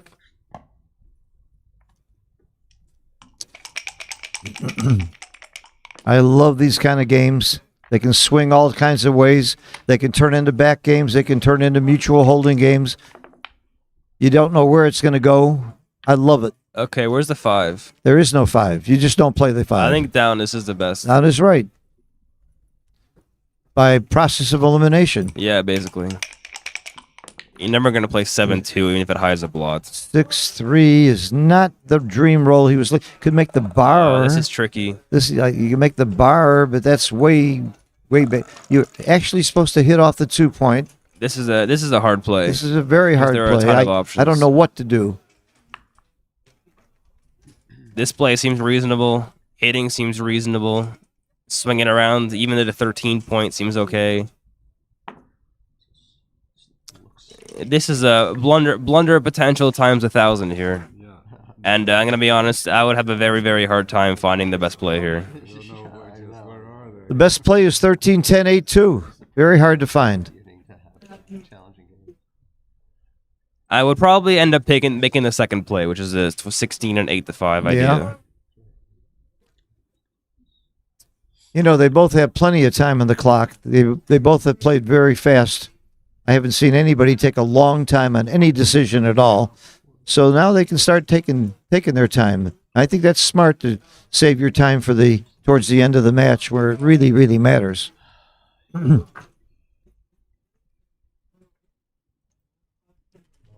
Well, he does have 20 minutes left. It's in like a 5-point match. Well, 7-point match. Yeah, that's plenty of time. Great play, Will. That was a really, really world-class play. Fantastic play. How many people would find that play? I call that a bot play, and we saw a human make a bot play just now. This play is pretty much forced. It is forced. Yeah, basically. Nothing else. Well, you can come out from the back. Nah, that's the play. 6-5. Well, you can cover. 6. You can cover the 2, which is not a bad play, but it's not the best play. Yeah, it seems kind of weird. Look to at cover that. Flooding the outfield works. Because this is okay. You're not scared about getting hit back on the 23 point. Wow, right? there's no way I found the right play there. That coming would be out pretty with hard 2. as well. That's a 6-2, very just tough hits him up play. to 5. We're Because seeing. the thing is, you must get your checkers moving because 3 guys in the 22 can lead to some bad numbers. They had double 4s and 5s in particular. That's why the coming out was clearly the best. I like 6-5 was the right play there with that big stack on the 6 point. You got to think about 6 to 5. So now will come out. He's never going to break the 10 point for a hit. 4-3 is not really good. Although I will play 6-3 actually. You're right. Yeah. Unstack. We were talking about that Will stack. agrees too. What are you afraid of? If you get hit, he's got a 1 point board. Oh, you got the right idea, Will. He's going to make the right play. Slot the 3. Wilcox Snelling will do it. He did. He made the right play. 2-6 hits from there and comes out. Nice roll. That play is clear. 3-6 makes it 16. That's also Yep. a decent roll. 4-1 now. I guess just come out. Yeah, seems pretty reasonable. You don't really need to hit. It's kind of overplaying your position. And it's not bad to have a spare out there. 2-4 must come out from the anchor. Good play. Easy play, I guess. 4-3 now. You don't want to point on him, You I don't don't? think. No, you just come out from Wow, I would have pointed, and it's wrong to point, and that's my play. Don't do it, Johan. It's my play. the 7 point is much better than the 4 Whoa. point here because you don't He want to did lose it. any shots. What are they pointing at? I don't know. They're laughing. Look at that. They're having some fun. I think Will might be pointing out his mistake. Whenever I'm in the finals of the Undefeated of the World Championship, I'm not laughing. Of course, I don't remember ever being there. Can Will cube this? Can he cube it? It's close. It's very It's close. Good call, Ryan. It was damn close to a cube. I might have sent it there, to be honest. You might get some passes out Yeah, of someone. he didn't even hesitate to think about the cube. It was right on. It was right on the edge. Partially because he's It's down also a close. point. This is completely borderline now. It's borderline. And look how fast he's rolling. This is not characteristic of Wilcox to play So this what quickly. do you do with this? I guess just stack the 16 Yeah. points. Yeah. Or to do this, it's Yeah. fine. Why isn't he slowing down and thinking about the cube? I guess because it's still such a messy game. Yeah, Matt, You don't think about the double. MCG is the right idea. There's not really many rolls Will can roll that will lose his market, right? Uh-huh. Yeah, so that's why it's not quite a double, even if he has a better position. But it was quite a double. It was a small double, I according don't to know XG. why would you do this when you come out to the 17 points? I don't understand this play. Yep.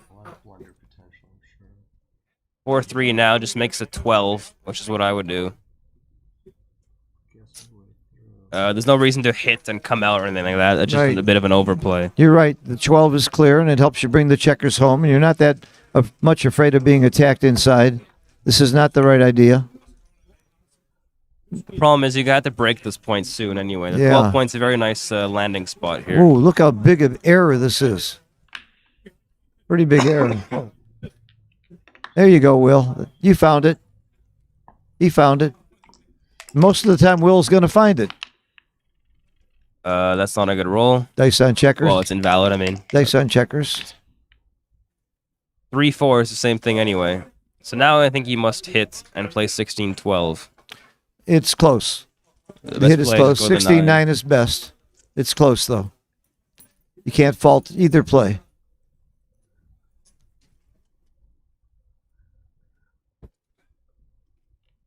I don't know. With all that time on the clock and this big a match, why not take some time here? Well, the 4 is pretty easy because you must unstack that 4 stack there, right? Question is what to do with the 9, and the XG says it's completely borderline between hitting and this play, so it's fine. Borderline double here, right on the edge of no double. Oh, plus made it a bigger no double. And you got to do plus, really. 5-2 probably comes out and hits. It Seems does. pretty fine. Only because your 2s are ugly anyway. You may as well put them up and take away half his roll. And you have him outboarded.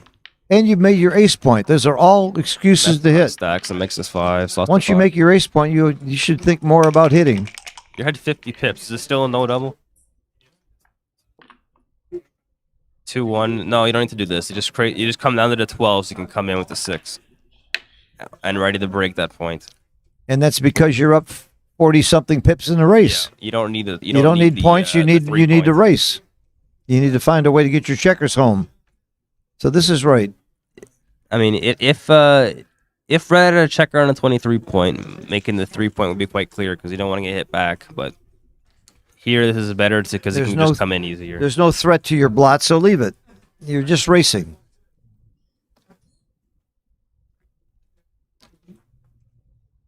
I'm actually surprised it's that big a difference, but he found it. He found it. Double sixes. Ooh. That's plays itself, and I'm definitely cubing now. By the way, even if it is a small, still. It says a small no double. You were definitely cubing, but it's very small no double. I mean, at this point, if it was UBC, I would just cube because I don't want to make any more mistakes going forward. I might be missing a whole lot of cube trains. That's one of the differences of UBC and playing for the World Championship. Sure, you don't care about PR. You care about winning. You don't do things for PR. You don't even think about doing things for the PR. But I do like Mary Hickey saying, when in doubt, make the right play. 4-1 is not a good roll. So what do you do with this? I guess you just leave the 6-shot. They're duplicated. Playing 15-10. You're up 32 pips in the race and you're leaving a shot, huh? You must leave a shot. How else are you going to not leave a shot? I don't have to leave a shot. Well, I go to the ace plate and play 3-2. Okay, and then what are you doing next time? You're going to roll a big set to bring it all home? Absolutely. Why wouldn't I? No, the best way forward is to leave the 6 now when it's heavily duplicated and Red has a blot in home board. Wow. I think a lot of beginners would play it safe here like me. It's a 14% error. I don't understand this play. Well, you do dupling threes. Yeah, we leave 2 blots, which And makes it not leaving worth 2 it. blots. Yeah, it's not on the 12-7. It's the second best play, but it's a huge blunder. Let me ask you this, Phil. What's the point you really want to clear in this position? The back point. Right. So just do it. That's the right question, and he's doing it. And because it dupes 6s, it makes it a little more attractive. That's another reason to make this play, the 6 dupe.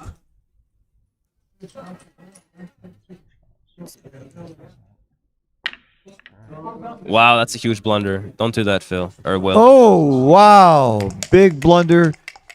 This could be gammonish if he hits and covers. That was a 300 one. Yeah. Oh, wow. And he does hit and cover. Punished to a billion. He's going to be... Oh, this is pain. Will, you're going to remember that play. You're going to remember that play, especially if you lose the match. And double threes would have been a bad roll the other way. He's got a play on now. A clear too good situation. Spot the bar, come there to cover, seems fine. Is there a roll that punishes you more for that wrong play? That's it. No, that's it. Double 3 for sure. Wow. That's why you can't make 300 blunders. This could be the biggest swing of the championship. That roll right there, that play and that roll. It's shocking. Is probably the biggest swing yet because it's such a critical match. This is for the undefeated finals. But the good news is there's no cube, so he still has a big chance here. The match isn't over by any means. It was just this game. I know, but I'm saying if Will loses this match, it's that play and that roll that we're gonna remember. That stings. That left a mark. Will's been in a couple bad spots here. Yeah. Because remember a couple of years ago we had the double 4s that Sander rolled. Yes. Yeah, and that was like a similar thing almost. Yes, I was doing the commentary. I won't forget it. I almost lost my voice on that one. Oh, boy, that was really something. If you're from Sweden, you're pretty happy right now. And it was kind of fun to see how Jorgen Granstedt and the other Swedes were really, really rooting for. That's one of the nice things about the Calcutta, too, that we divided it by country. I wonder who came up with such a brilliant idea. You? Oh, yeah, that was me. Wow. It was fun, too. I wasn't even in the Calcutta. You missed a fun night. I wasn't one of the options. Oh, you weren't in the Calcutta? Yeah. Oh, you entered too late? Yeah, something like that. You're a spoiler, because if you win the tournament, it would have ruined the Calcutta, but you would not have counted. Good thing nobody bet on me. How many other players from Canada are there here? Not many. Just one is Manny Manny. Yeah, Manny. Olsenko. A very fine player. Manny, in the last few years, has really come on the scene. He's a much better looking than you, too. With that beard. Oh, thanks. He's really... Way to point at my insecurities, Phil. Well, I don't want to make you insecure, but he's also a better tennis player. Oh, well. He plays a great game of That tennis. makes sense. I suck at tennis. Yeah. I think the women like him more, too. Well, he's married. 3-2 covers, and the gammon looks pretty 100% here. Well, there's no 100% in backgammon. It's true. No, that's a little That's bit an ugly less roll. gammons now because now high doubles leave shots. And Oh, look, he did. Did I call that or not? wow. You blame me for that calling high doubles. The 5 is monstrous here. Huge. Oh, he threw it away in the tray. Don't do 5s in the tray. This is huge for the match here. Huge roll. Oh. But it's not over yet. There's still some shot levers here for Johan. He needs a 1 or a 2 not to leave a shot. You got it. You got a good roll. Brilliant roll. Cocking that dice. What's the equity swing on that cocked dice? Wow. Well, it's the difference between a gammon or a gammon saved and potentially a win yourself to a gammon loss, right? Yeah. So it's like a 4-point swing. Yeah. The good news is the cube's in the center. We're talking 2 points. So it's going to be 5 away, 7 away. So Wilcox is not out of this match by a long shot. I wouldn't say it's even money, but he's got plenty of equity left. Oh, he has plenty of chances He's here. got plenty of chances. Far from over. If 5 away, 7 away? Short break. No, it's not. Yeah, 5 away, 7. That double threes is kind of sick. The double threes was a very secure. If I'm Wilcox, I'm calling timeout here. Yeah, and he is. that's what he's That's doing. smart because I have to go to the bathroom. All right, we'll catch you guys after the break.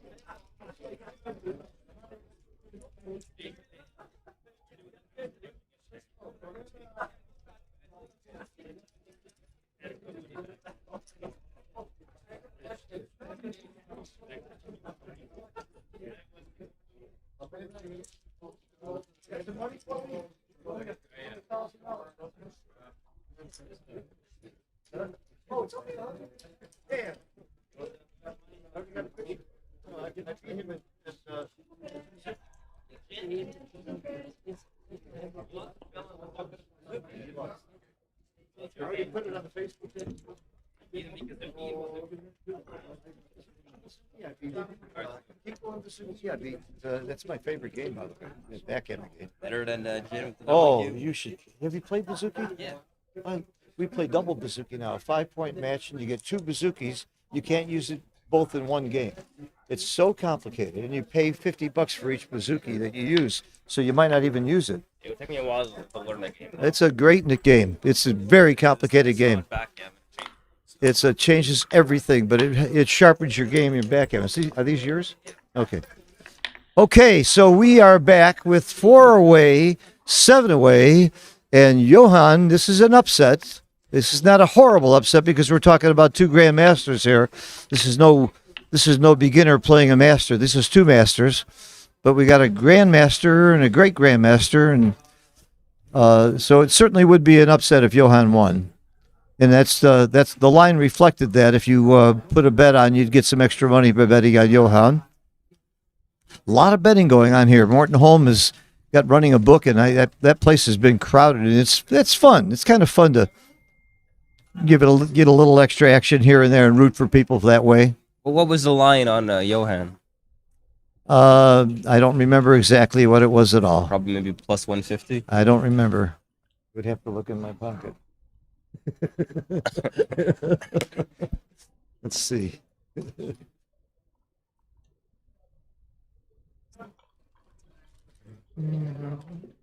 Plus 35 Where's 35 mean? means for $100 you win 135. No, plus 135. Yeah, plus Okay, 135. I don't know anybody would bet that.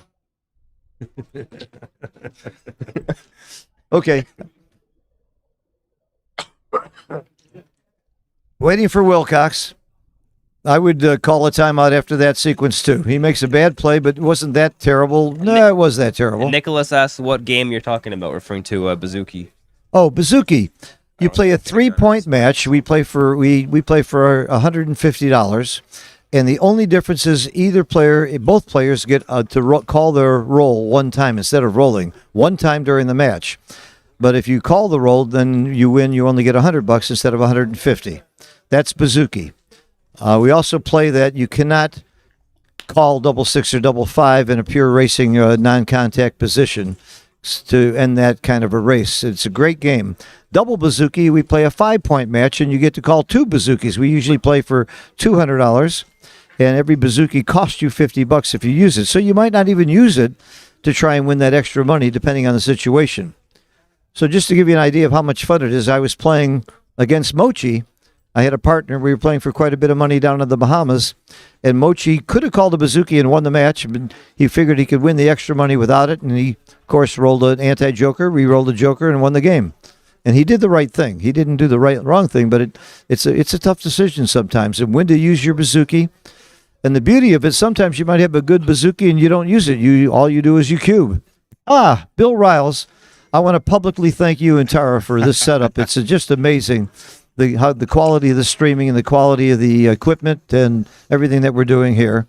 What's happening with you? Oh, just I don't know. We're wore out. Yeah, it's taxing. I must tell you, commentating a match might be tougher than playing a match. For me, it's about equal as far as how much work you put in. I'm just going to sit here a second. All right, you can get back in. So tell us what's going on, Bill. Well, we're waiting for this match to. What's happening? What's happening tomorrow? I haven't talked about that yet. Okay, tomorrow at 2 p.m. we'll stream 3 of the 4 Fighters Bracket quarterfinal matches. Okay, and the loser of this match is going to be in one of those matches. Will be in one of those matches. We haven't decided which 3 of 4 we'll stream. Okay. It's Sandra Liloff and this Ethan Rice. Young guy is one of them. I played with Ethan in New York. Brandon and some guy named Lefter or something. Who's Romanian. Russell and Grandstadt. Wow, Russell and Grandstadt are still. They might meet each other. Are they rematching? Yeah. Oh my God, that's a great one. That one you got to stream. Hartman and the loser of this. We got to stream Russell and Grandstadt. That's a must. That's gotta have. That's a must. I mean, there's arguments both ways on that. I know they've been shown and showcased already, but that's the. So look, anyway, when I went to bed last night, there were 8,000 people who had watched the previous match, and there were 10,000 that had commented on it. Yeah, on Facebook. Yeah, of course. About a lot. About the 13 checkers. Some, maybe a quarter of it positive and 75% of it negative. Yeah. So I'll tell you the most surprising thing about that 13 checkers versus 15 checkers. And this shocked me. Jim Pasco tells me that the one with the 13 checkers is actually favored, and he would prop it.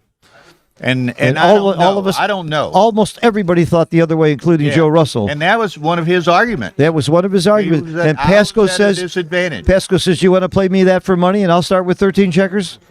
So I've always been told if you had one checker missing, you were at a big disadvantage. But maybe I'm wrong. I don't know. Yeah. I don't know. I mean, interesting. Some of us could play with that in XG and kind of play around with it. I'm going to start putting checkers in my pocket. Now I know what to do. But it was just, I thought, beyond anything else, it was a terrible precedent. Yes. Right? Yes. And that's even like... You and I both agree on that totally. Right, wrong, or indifferent, right? I mean, I saw posts this morning. Right. After the unfortunate carpet by Casey Carlston. People saying, well, and this isn't fair to Mochi, but people saying, why did Mochi be a gentleman like Jorgen and give the points back? The answer is that players should not set the rules. The rules are set. The rules are set, and the tournament director needs to make sure they're kept. But at the same time, you got to love Jorgen's sportsmanship. Okay, we're getting going again. Okay. Match starting up. I'm up. Yeah, I want it. But anyway, I want an expert in the seat. Get up, Bill. Do some super jackpot at 5:30. All right. 2, 5:30, and at a 10 we have the At 10, we'll have the finals, semifinals. Second chance final. Then then there has to be 2 more rounds tomorrow. 3 more rounds. There is 3 rounds. 3 rounds But they tomorrow. Mix up with the Super Jackpot. Okay. We'll just have to see. All right, we'll see. Good luck, guys. All right, This has been an exciting match. I mean, you don't really want to split when you just roll double 5s, but what else are you gonna do? And look at this. Actually, slotting the 5 is a better play. And he found the better play. It's a good It's play. close, though. It's very close.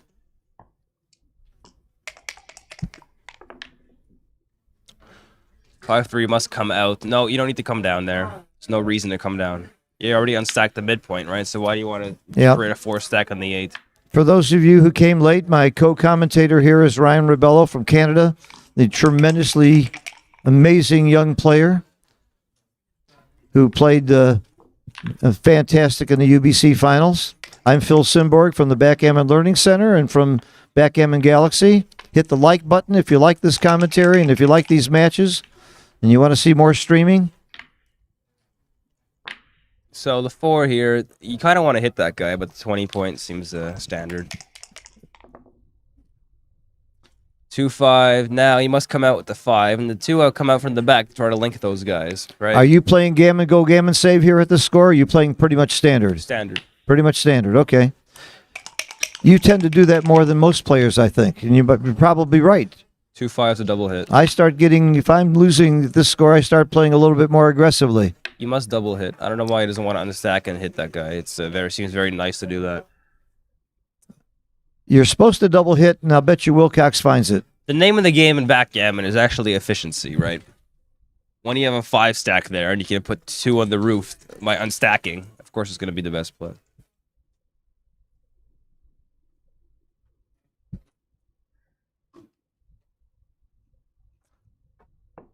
$11 in the zone. Name of the Hit. game's backgammon, yeah. But one of the core concepts of the game of backgammon is definitely efficiency of the checkers. And 6-1 here is a much better play than just creating a 4 stack on the 8 that needs to be unstacked next turn anyway. The other reason to play a little hit is I think you want to be more aggressive when you're losing in the score. He found it. He found it. Good play. It's not surprising that. Oh, Wow, what a roll that is. that's a roll. And makes the 4, of course. Very, very big roll for Johan. That double 3 will be remembered for a long time. That's a huge, huge match swing, that roll. The last game.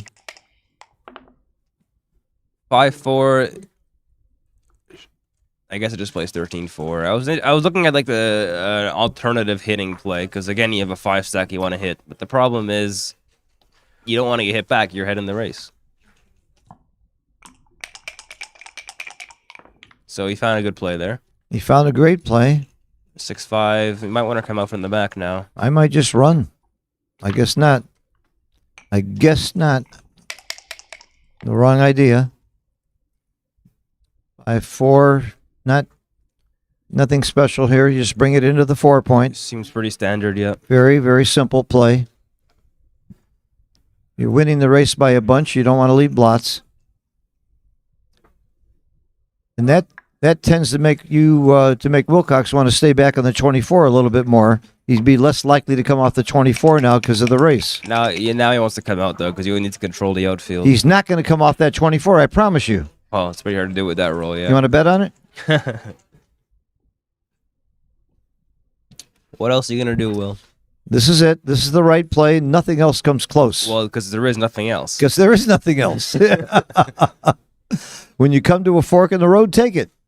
He's come to a fork in the road that he's got to take.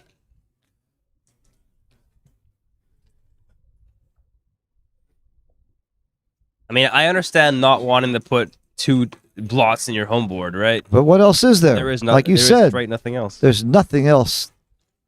Ugh. Yuck. Can't you see that stack? Yeah, I don't like stacks. Listen to Michi. Don't get on the don't make a mountain. Make a molehill. Stacks are not fun. This is a very big blunder, and it just looks horrible. Oh, my goodness. He did it. He did it. It's actually not too bad of a play. Yeah, .103. I mean, it's not the best play by any means, but it's not like a 300 blunder or anything. Yeah, a 100 blunder is like a 300 blunder if your name is Wilcox Snelling. Well, not when Will just made a 300 blunder last time. Was that the best play with there? I might have really considered coming out. And, Well, playing 6-2. ooh, you don't can't hit hit. here. No, it's way too It's dangerous a to monster mistake to hit here. Yeah. You just make the 2 point. Well, it's not a and be monster patient. thing again. It's still close. It's 0.06, which is not monstrous by any means. But you just want to unstack and make the 2 point here. Hitting leaves too many return shots that can get you gammoned. Even if you don't get hit with the 3s, you're getting hit with like a 2-5 or a 4-5 or even like 4-6 and comes out. Now you really need a good roll to consolidate your position. Yeah, just too risky. I think he found the right play. This is the right play. He did. Okay.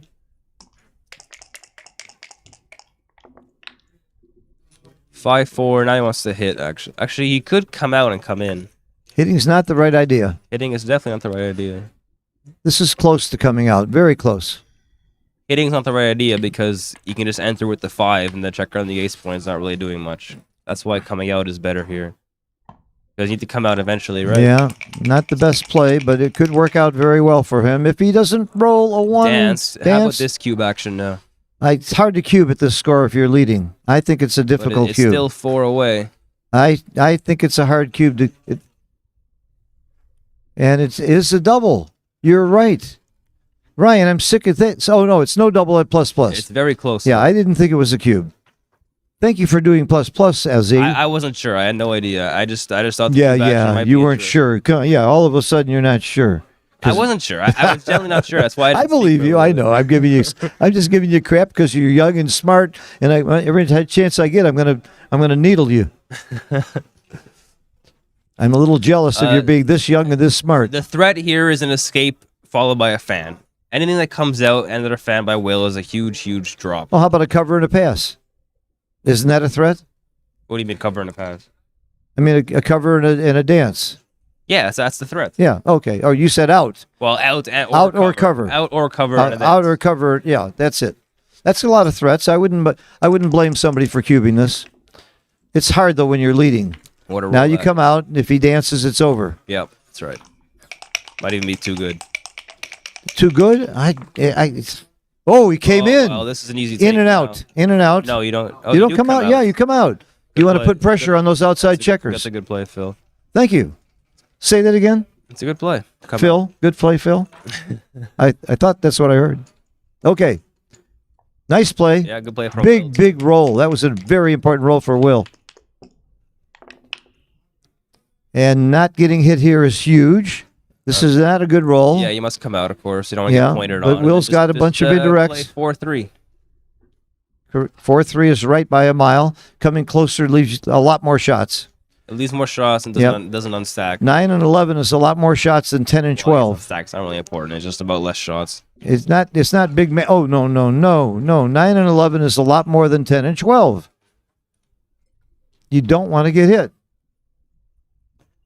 Maybe he's thinking about bringing it home easier. How many more is 9 and 11 than 10 and 12? Approximately 3.5 more shots. But I may be wrong about that. Well, if some guy to ask you what number of shots, it would be you, no? Don't make me work this hard. It's late in the day. I've been doing commentary for a week now. I've been traveling for a month. All my underwear is dirty. Have some sympathy for me. Don't make me count shots now. But 9 and 11 is certainly more shots than 10 and 12. And Yeah, I don't need to count. I just know it's more. 6 5s and 11.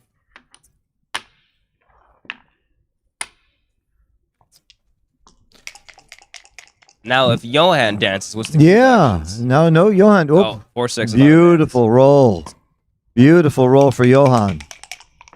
There's another equity changer. Oh, what do you do here? Well, you can't come dump. out. You dump. You can't come out. Yeah. And this could be a cube. It was actually a pretty big mistake to go slot the 4-point here, which surprises me. It was a borderline double. It was very close. Borderline double, yep. And he's happy he didn't now. Yeah, 4-1 With this roll, this is a very nasty roll for Johan. 6-1's a miss, and oh boy, the cube must come now, and I would have no idea what to do with this. This many pips ahead, I think it's double pass. I don't know. There's still some potential of hitting those guys. I think it's double pass. Looks like the right play he can barely take, according to XG. As I look at the equities on these plays, may have a small take after the right play. But that's not rolled out. That's foreplay. Is he not doubling? We're going to find He must out. double now. Failure to double this is bad because anything that can safety those blocks is a huge, It's huge right on the edge of take pass, and it's actually a pass. It's actually a pass. So the difference between foreplay and plus plus is pretty big in these positions. I learned long ago. In fact, I learned it from Neil Kazaros. Always do plus plus and then roll it out if you really care. Back in the day when we were designing XG, it was me and Neil Kazaros and Mochi as the consultants to help Xavier make it. And I can't tell you how much I learned about how to use the bot from Neil. And Mochi, of course, gave a lot of insight into how to design the program. Good double. Good double. Good double. And this is borderline take pass. And I really don't know. I know if it's me and I'm losing at this score, I'm grabbing it. The other thing is you don't want to take a cube at this score, right? Why? This is where cube, because if the opponent wins a single game on 2, he's 2 away, which is what he really wants to be, because the next game can win him the game. If you pass and give him 1 point, he still needs to win 2 more games after this one. So your take point is higher at this score. Is significantly higher at the score. Significantly yes. higher. Okay. As in, like, this would be like an easy take for money. And again, I tend to grab these cubes against top players because I just feel like I can. This is where you got to get lucky. I'm not going to make too many checker errors. But Will's thinking about it. Yeah. She's 4 away. Will cannot make a mistake here. It doesn't matter whether he takes or passes when it says .012. And as Mr. Kazaros says, you don't know about this until you roll it out anyway. But it's so close it doesn't matter. Take pass. He took it. All right. Take. Let's see if he can get lucky. I like that take. It's borderline. Let's see if he can get lucky. It's borderline. He got lucky. He got lucky. That does count as getting lucky. Wow, that's the definition of lucky. 10-7, I guess. Is when the you get a shots, direct shot out of this, you're lucky. It's the minimum shots. 10-7 is. 10-7 is clearly right. 2 is fewer shots than 3. Right. Can Will keep his world championship hopes alive rolling a 2? He hasn't hit the clock. He's reaching. He's thinking. This is probably the biggest roll of the match right now. This easily is. I don't know. That double 3 was the biggest roll of the match, I think. But in terms right now, in terms of volatility. Yes. 2s and 10s. Got him. Oh, that's why he's a grandmaster and one of the best in the world. 5, he hits those shots. Oh, I would go to the 13 point here to. Oh, look at this. If you come out to the 15, the 3-5 is duplicated. That's why this is the best. You duplicate 3 5s, and you're getting more shots at him this way. If you go to the 13 point, it's 3-3 and 3-5. This way, it's only 3-5. Yeah. Fewer shots back, and you're going to see a recube very fast here. Unless it's too good. Oh, wow. 3-6. 3-6 is coming in, but it's still a recube. Still a recube. Is it a take? I think it's a pass, isn't it? I'm not so sure. At this score, do you want a 4 cube? This is no longer. It's a pass. It's no longer a money score anymore. It's a pass. I'm telling you. You cannot go in this thinking the same score for I'm money. not taking this cube. Look, it's a big pass. Big double and a big pass. I'm not taking this cube. I'm not taking a 4 cube at this score. And there's no reason for Will to whip it. If he danced, it will be too good, by the way, looking at these numbers here. Yeah. All right. Good cube. Perfect cube by Will. And a big pass for Johan. But, when you're playing Wilcox-Snelling, you might think about taking this cube. You might gamble here. It would be wrong, but he might gamble. I'm going to hold my breath. I can't imagine taking a 4 cube like this. I was dropping before the cube. But he certainly is looking at it, and he should. He's got 12 minutes on the clock. The one dumb thing you could do is not think. Neil, if you're still there, what's the take point at the score for the recube action? Yeah, Neil can figure it out. Neil knows how to use Neil's numbers. That's why he can figure it out.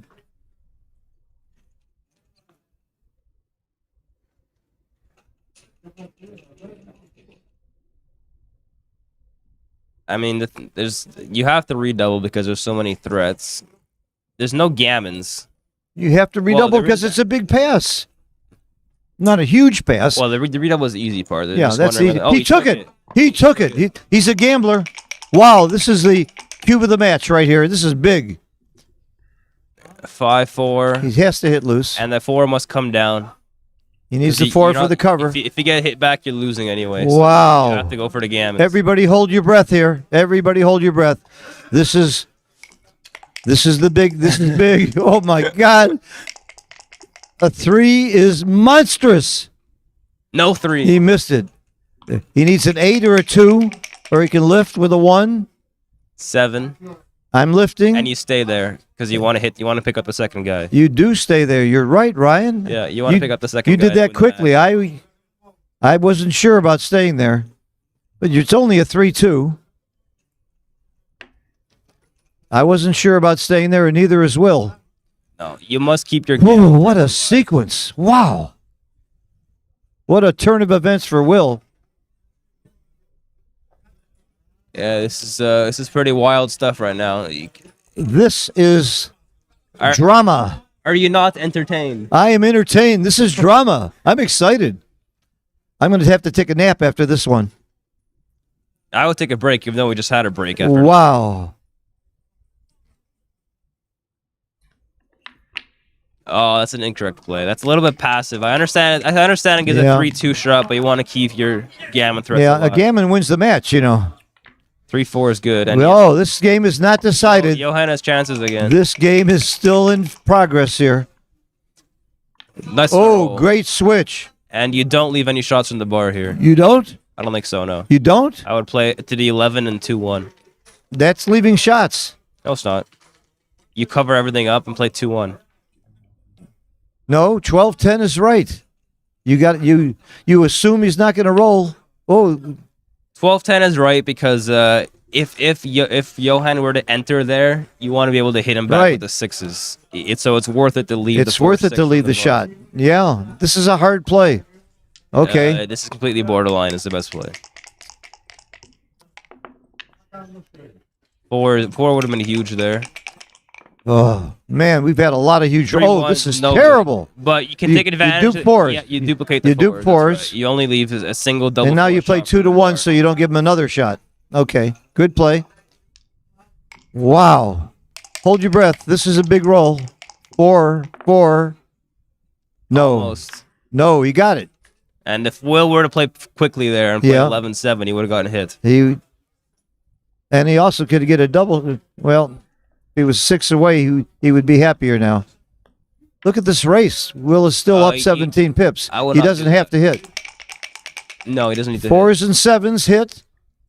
That's a good roll. Safeties both. Safeties both. He's winning the race by enough. He didn't have to hit anyway. But this game's far from over still. It's not over. It's not over. This race is not clear. And Will's got a lot of wastage on the 1 point. Oh, throw that big number away, huh? Oh, that's a terrible roll. That is horrible. Horrible roll. 1-3, you pick and pass. Are you sure you pick and pass? No, I'm not. Because it's so ugly when you pick and pass. Yeah, but it seems you kind of want to slow him down a little bit. No. So many shots. Pick and pass is the wrong idea here. If you didn't have that extra checker on the 6 point, you'd hit and pick and pass. But there's just too many bad rolls the next time, and you're winning the race by enough. No. Take 2 off. Good play. Good play, Will. Now we're getting down to the nitty-gritty, and you're going to see Will bearing down, and you're not going to see too many errors or blunders now. What a game. This is the swing game of the match by far. You say I had 3-1 and I had 4-2. That was one of the most wild games I've ever seen. It was a wild game. Great game. Considering the spots of it all. Yeah, and a lot of great plays. And the big decision was the take by Johan, which was wrong, and he's getting punished for it. It was a gambler's take. It was a gambler's take, and he's lost the gamble. It was a pass. He's going to regret that for a while. We all thought it was kind of hard to take it.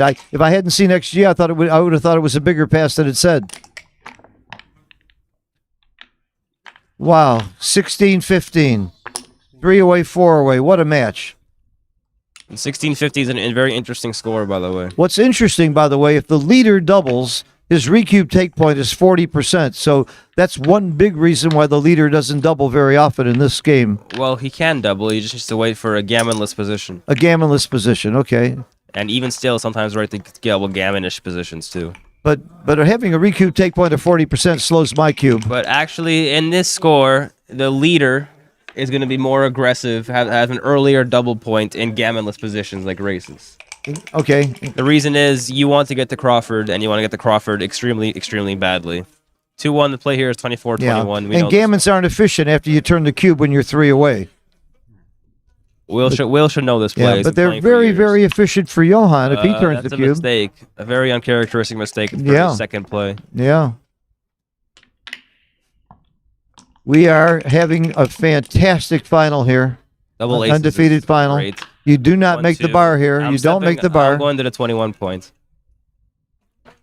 Try to make that anchor when you can. Very, very good play. Although this is better, actually. It's actually better. Yeah. Good play. 5-6 is a great shot. Great shot. Great shot for Johan. That's big. Every good roll is monstrous now when we get this Will close wants to the end. 2. He doesn't get the 2.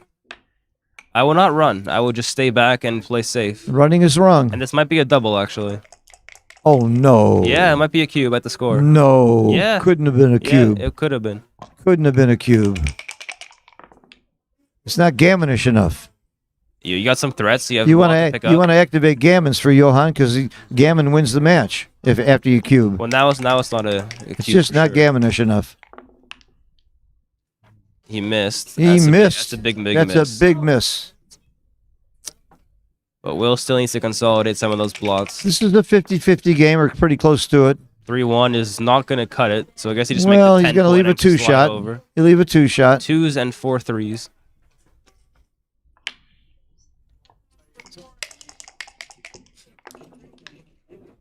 But there's the 4th. No, don't hit them. Don't miss the hit. Jesus Christ.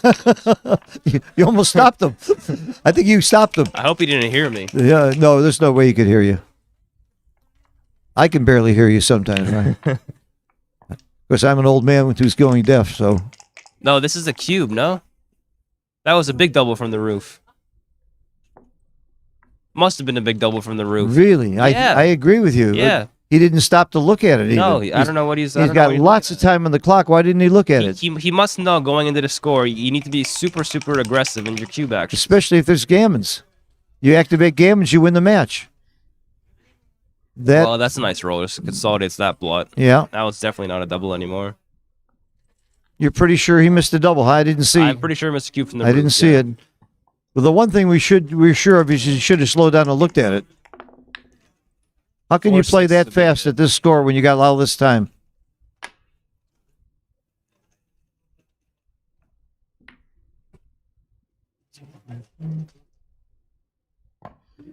Well, now it's unless Wilk's able to hit back, it's gonna be a sizable drop.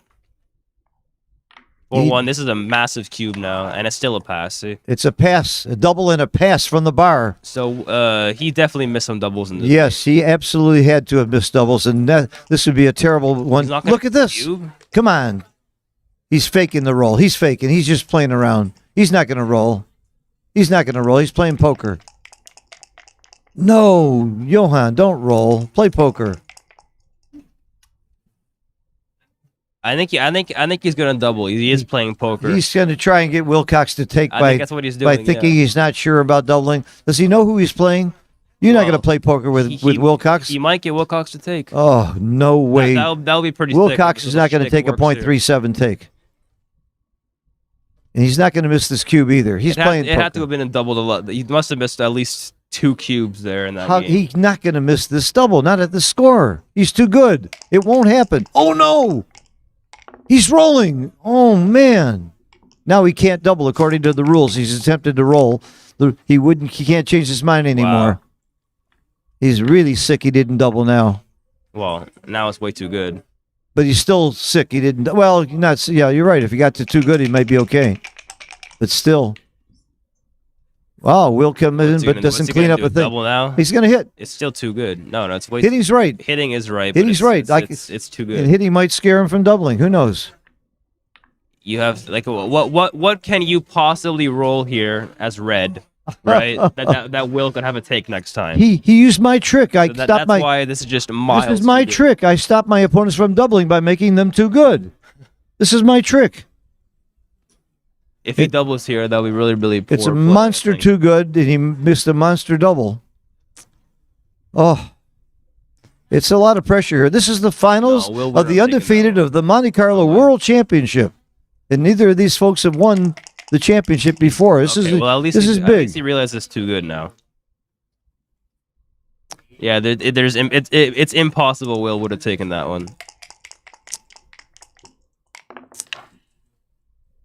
1-4 hits that guy. So is he going to be rewarded for not doubling when he should? Well, if he makes the ace points, probably still too good. Typical backgammon, you get rewarded for the wrong play. Now is it still too good? He doesn't hit Probably there. You not. notice that Probably he just didn't double hit. drop. He was right not to hit.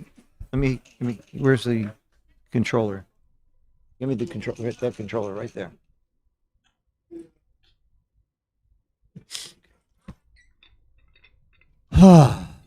Now he doubles, If Will takes this, it'd be pretty. and sick. now it's double pass. and you can Will see didn't even you can touch see the it's cube almost too good still, but double pass. Will didn't think for a minute. there. So now it's what 16-16. 3 away, match. 3 away. The take point for both players is 25%. The gammon value 0.5.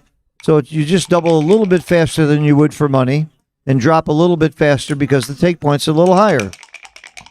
But pretty much you play this like money. And I would say the match equity here is about 50-50. Good play from Johan there. Also optional was coming down to the 9 point with two guys. Ugly 2-5 roll. is Ugly bad. roll. Good play. Similar to what you got They there. both have lots and lots of time on the clock. They should take their time. 3-1 will make the 20. There's no reason to overplay your position and make the 5 here. Just stack them up or make the 20, consolidate your anchors. Got to be the right play. Yeah. And it is. Actually, it's close. I'm Didn't hit. surprised it's that close. I'm surprised it's that close. It looked like the 20 point was clear to me with that stack on those 2 points. 3 away, 3 away. We really got ourselves a match here. 6-4, that'll make the bar Ooh, point. That's a great shot. without question. Nothing comes close to that play. Actually, oh, hitting does come close. wow. 13-3 was close. Wow. 6-5 is a great roll. Great roll if he doesn't get hit. Do you hang out there and come down is the real question. And I don't think you do, because even if you're missed, you still have to I want safety him. that I want guy him around. to. I want him to have to come off my 5 point if he hits me too. Okay, this can't be a double at the score. You're still down 7 pips. Hit then cube. Not even close to a double. It's anybody's game. 6-2 Oh, is he a got great the shot. 6. And 2, you must come down. This is correct. Good shot for Johan. Will needs to perform And here. the cube will come flying. Will no needs to matter what he perform. rolls. 3-4 is probably. Oh boy. That's this- a cube saver. No, it's a huge cube. The question is whether it's It's a take or huge not. cube? Oh, of course it's a huge cube. Are you kidding? You're ahead 8 pips. You have a million and a half threats. I didn't think it was a huge cube. I'd like to see that. I think it's an easy take. It is a cube. You're right. It's a blunder not to cube. It That would have makes been a blunder to 14 pass. points. Ryan, you were right on. He should have doubled. Of course, he should double. He had too many threats. Yeah, Johan's missing some cubes here towards Now the it's end of a this huge match. drop. This is a big drop now. Uh-huh. It's a big drop. The reason is even at the score, your take point in a gammonless position is actually higher because you don't want to let the 25%. opponent It's go to 25%. Crawford, right? Right. So, I mean, now you're down 8 pips. You're pointing at the 5 point with 2 guys. There are a ton of gammons here that would actually win the match. So, I mean, I don't even know if you want to take this for money, which means that the score is just a huge, huge drop. For money, 5. It's borderline for money. Borderline take for money. All right, Will's going to pass. Will pass. Will pass. He's not going to make a mistake here.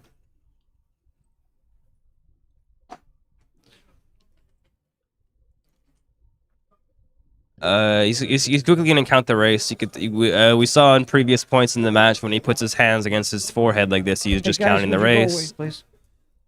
So he's going to count the race, realize that he's down 8 pips, realize the threats that Johan has besides the race, such as rolling something that makes the 5, rolling something that makes the 9, and that can potentially lose him a gammon for the match, which is XG says it was a 13% chance to happen. It just doesn't make sense to take this and let the opponent roll on. But it And also worst case doesn't make scenario, sense go to to. Crawford. It doesn't make sense to act very quickly either. He's No, doing the right thing. He's allowed to take his time. There's no reason why he shouldn't take his time here. We've seen much bigger mistakes by players as good as Will, and by Will. MCG saying. Oh, he took it. Took it. He took it. Wow, That's a bit wild. that's but surprising. It is surprising. That is surprise. I would have lost a lot of money on that bet. 5-2 is a good shot. Just breaks the midpoint. 11 points strong here because Wow, this is very, very big. That mistake. Very big. 4-2 will just slot the bar. You don't want to come out, I don't think. Wow. Coming out seems a little bit much here.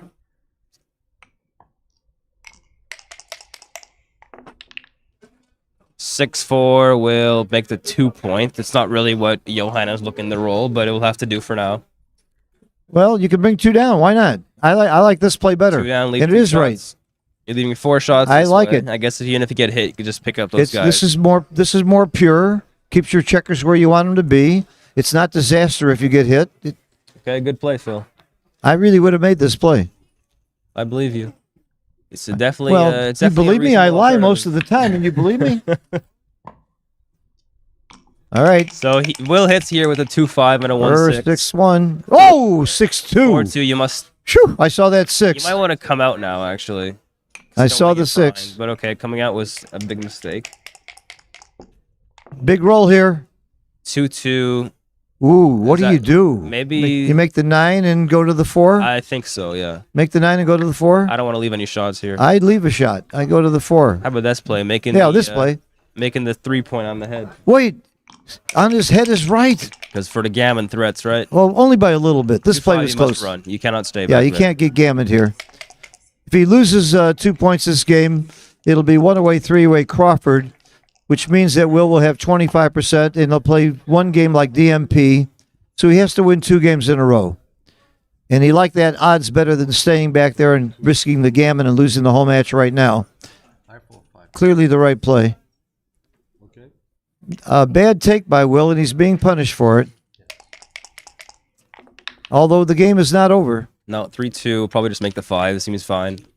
Will's a couple of jokers away from still winning this game. That's not a joker. 3-1 will come down. That seems like the maximum crossover play. Will's still got 17% in this game. He's gonna need a set. He's gonna need a big set. I'm surprised he has that much. 3-2 just probably stacks up to 6 points. You Yeah, have to roll now double he's down to sixes eventually 14%. anyway. It's dwindling. You're running out of time, Will.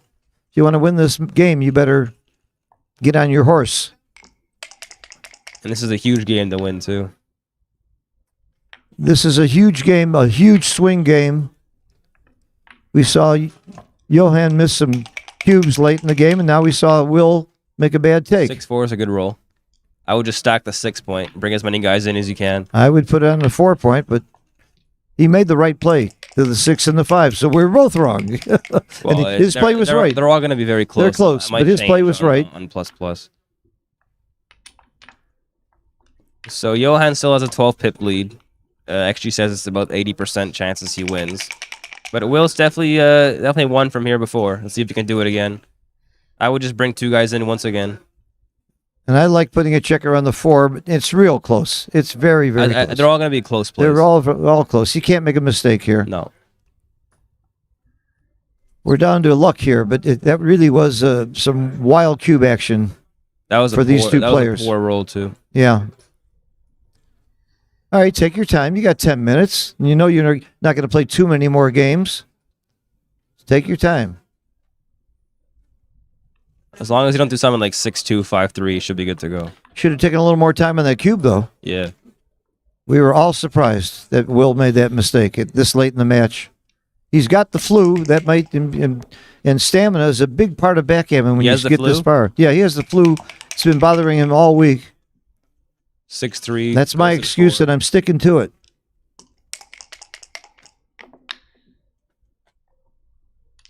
Will's running out of time here. He better jump on it now. That's not jumping on it.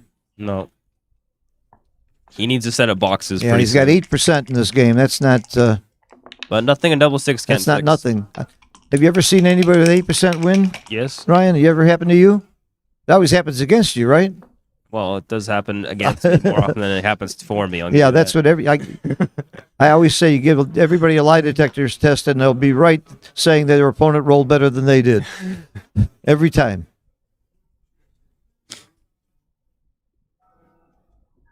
Isn't the 3 go to the? I think that's pretty To the clear. stick, Yeah, why and off not? the 6 point. This is like automatic.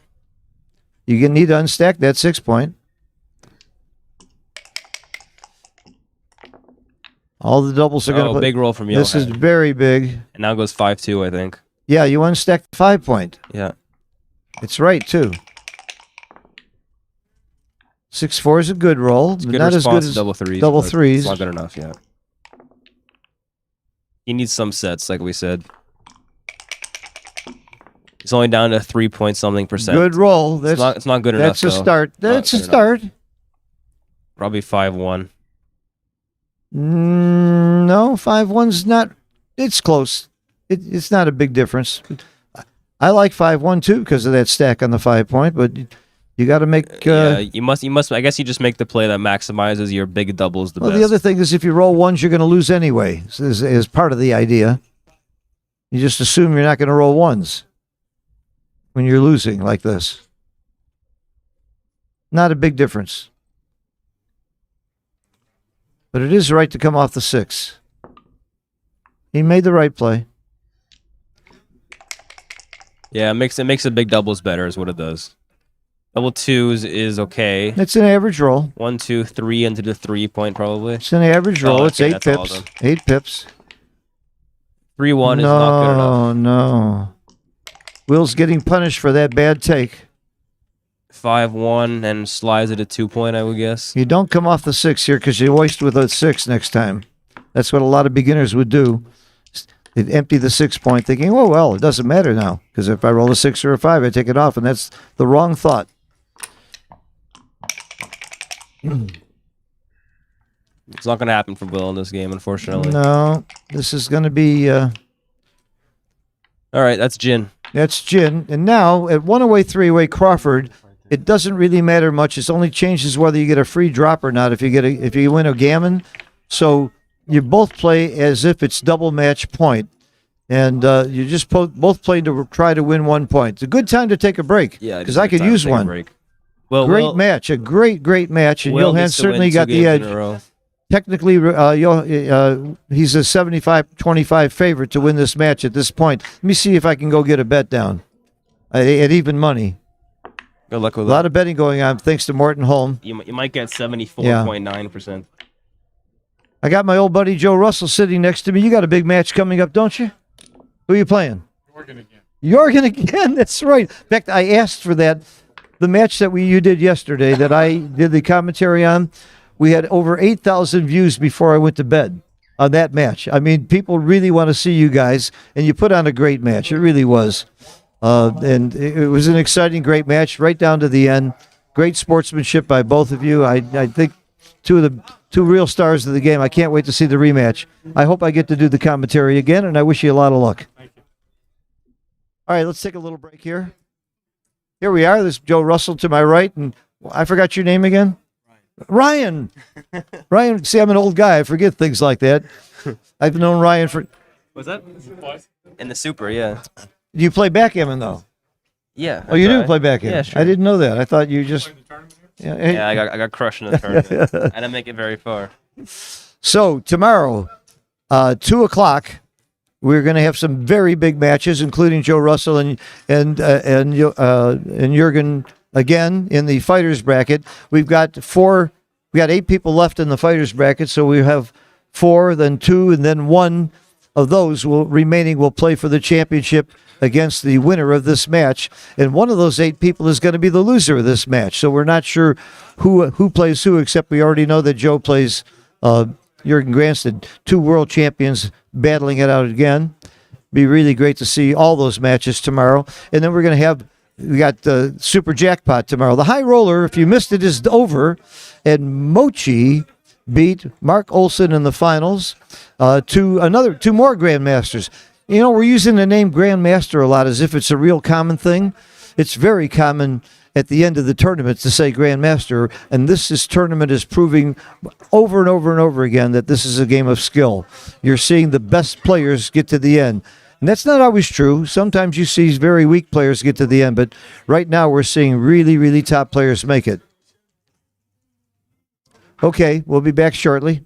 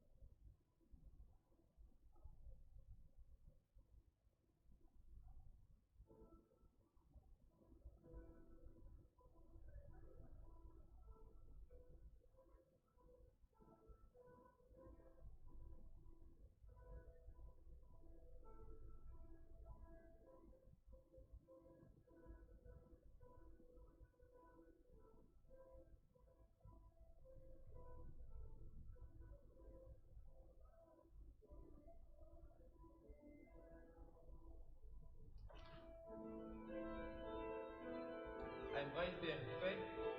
I'm right there. If he's coming from the other side, I'm right there.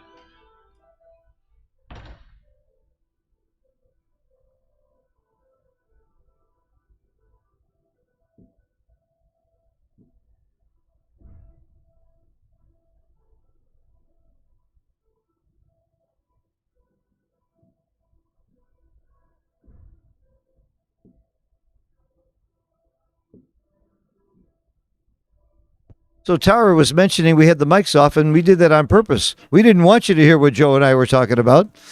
We were gossiping.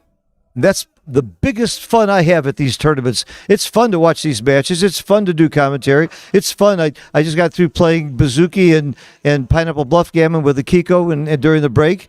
Ryan and I play Gin Rummy with the Cube. Joe Russell loves to play Bouzouki with me too. Everybody likes to play with me for some reason. I don't know why, because I guess I bring cash.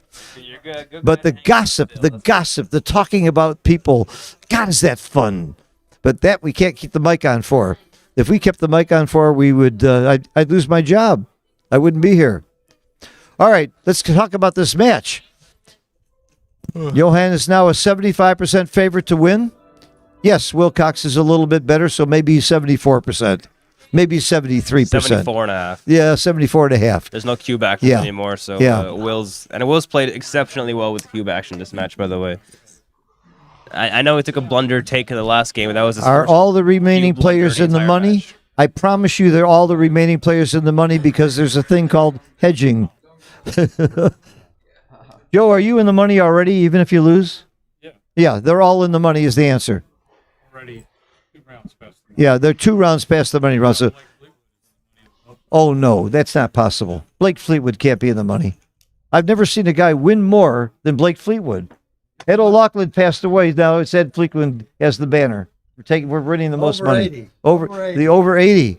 I'll be there soon, though. I'll be there in December, and you and I are going to fight for that title. Won 700 euros. All right, here we go. Okay, let's Finish. go. Great match. Let's go. Important match now. Let's go. Guys. The 5-4 was splitting down. Standard play at the score, especially at the score. We just want to win the game. Every move now is very, very critical. This is why I don't believe in XG. I think you should multiply times 3 every mistake when you get down to the bottom of the 6-3 match. Hits and comes down. Will knows this one. Beautiful play. Going out to the 18 is close. But now you see the benefits of. I do see the taking benefit, the coming down return play. shots and being able to make the bar with a 6. You just proved it to me, Ryan. Nice play. I would have come out to the 18. 4-1 will make the anchor and slot the 5. This is correct. Again, gammons don't matter either way at this score. You just play to win. DMP. 3-1 hits that guy, sends a third guy behind a little 3 prime that you got going. This is easy. They both have lots of time on the clock, so that's not going to be a factor. 5-5. It's not really a good roll. I guess you play 20-10 and make the ace point. With the lack of anything 20-10 better and to make do. the aces right. It's also pretty close to make the 3. Yeah, but you don't want to make the 3 here because 3's part of your prime. You definitely don't do this. You must run at least to one It's guy. .004, Ryan. It's really close. Is it close? Yeah, Okay. 0.004. 3-5 is a good roll. You're just gonna make the 3 points because you can't make the 5 on his head. What happened there? They're waiting for the Oh, transcriber. made a mistake. Okay. Waiting for the transcriber. Aziv is great. I dare anybody to put in the hours that he puts in and get it all right every time. He's damn close, though. Yeah.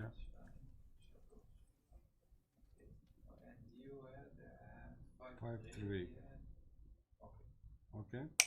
Okay. Okay. He got it. So Will wants You got a it. 5 or a 2. Ideally, both of them at the same time. He got a double 5. Now I just break the mid and come down 3 times. I don't want to break through this play because now your last checker is kind of stranded It's back there. very close. Down 3 times is the second best, but very close plays. Okay. Can't go wrong The with this merit play. is this slightly more outfield control this Uh-huh. way. I like the outfield control idea here.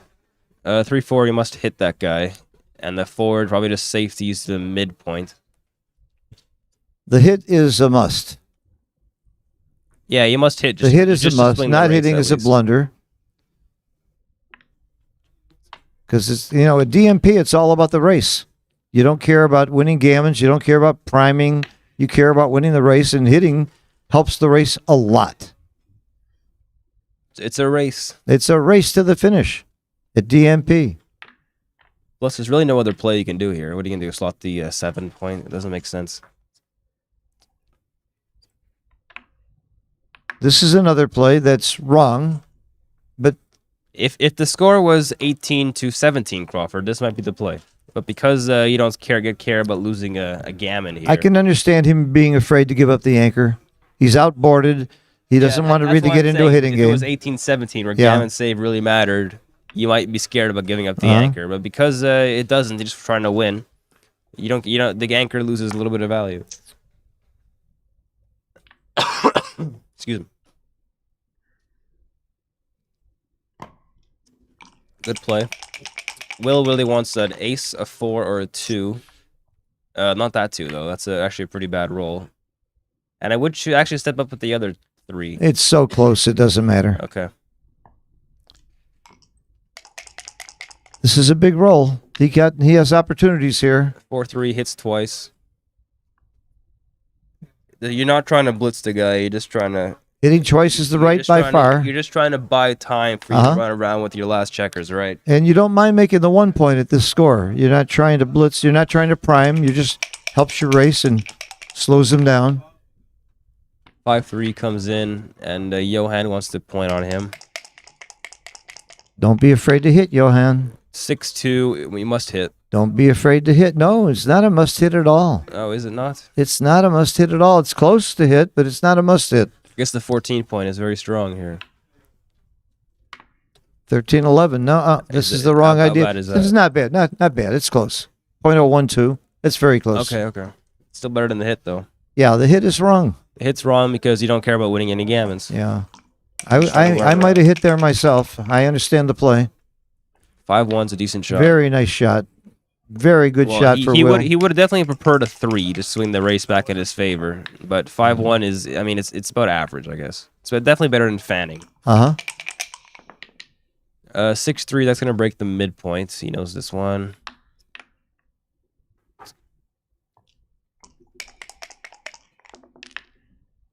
Five, 4, slots to 4.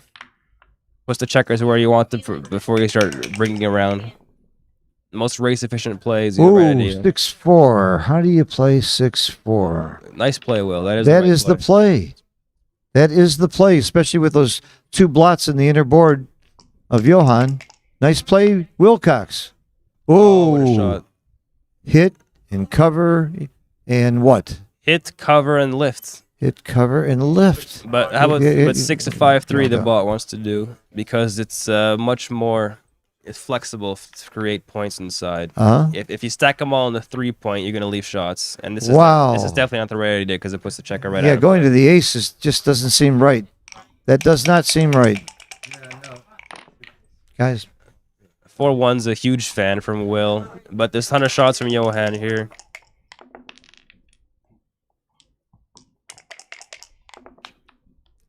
(6-3) will break the 14-point and be happy with leaving the couple of return shots from the roof. It's clearly the right play, too. Nice play. You're not duping anything. You're not duping the ones, but with that blot on the other side. You just have to clear the point eventually, and the best time to do it when the guy's on the bar, right? Going to the 4 is not terrible, but it's not right. I like your play. I'm not sure I would have found this. I might have chickened and gone to the 4. 5-1's a huge hit back. You must hit. You must hit. What are you doing, Will? Oh, my God. No. You just missed the hit. How can you play that wrong that fast in this situation? Oh, my God. Look at his face. He missed the shot. That's insane. Look at he is freaking. Oh, my God. Will is going to have nightmares. Wow. Wilcox Snelling. Arguably one of the best players in the world. It's too late. They're playing at 2 a.m. Wow.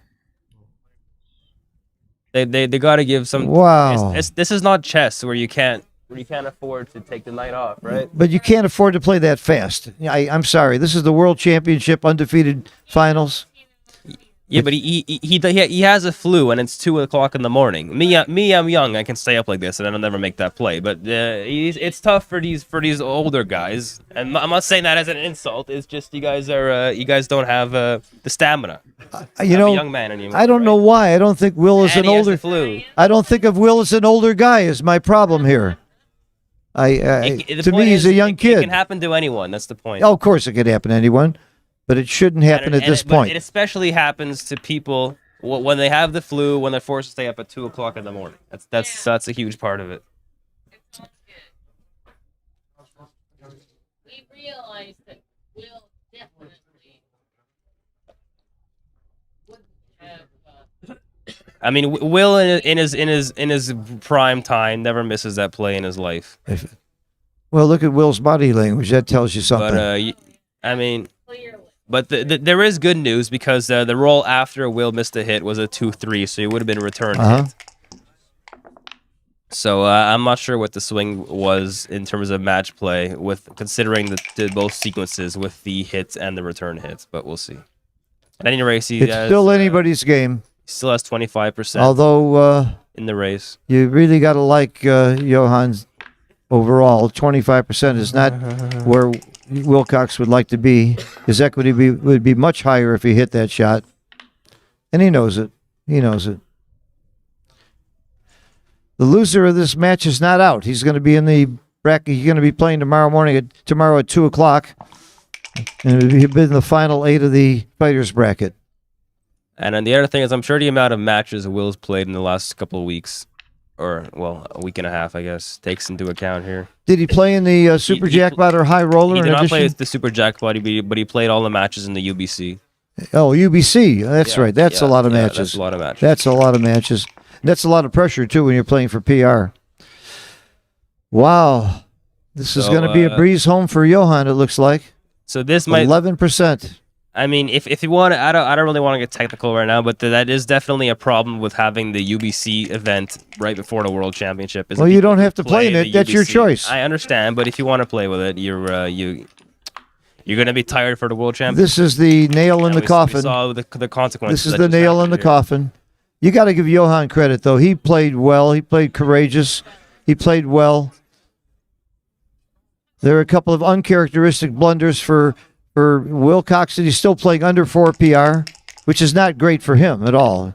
Under 3 PR is where you normally see him. I mean, he was playing under 3 PR. He was before playing made under that 3 PR. oversight play, Yeah. which he's never gonna miss. But I give Johan a lot of credit. He's earned my respect.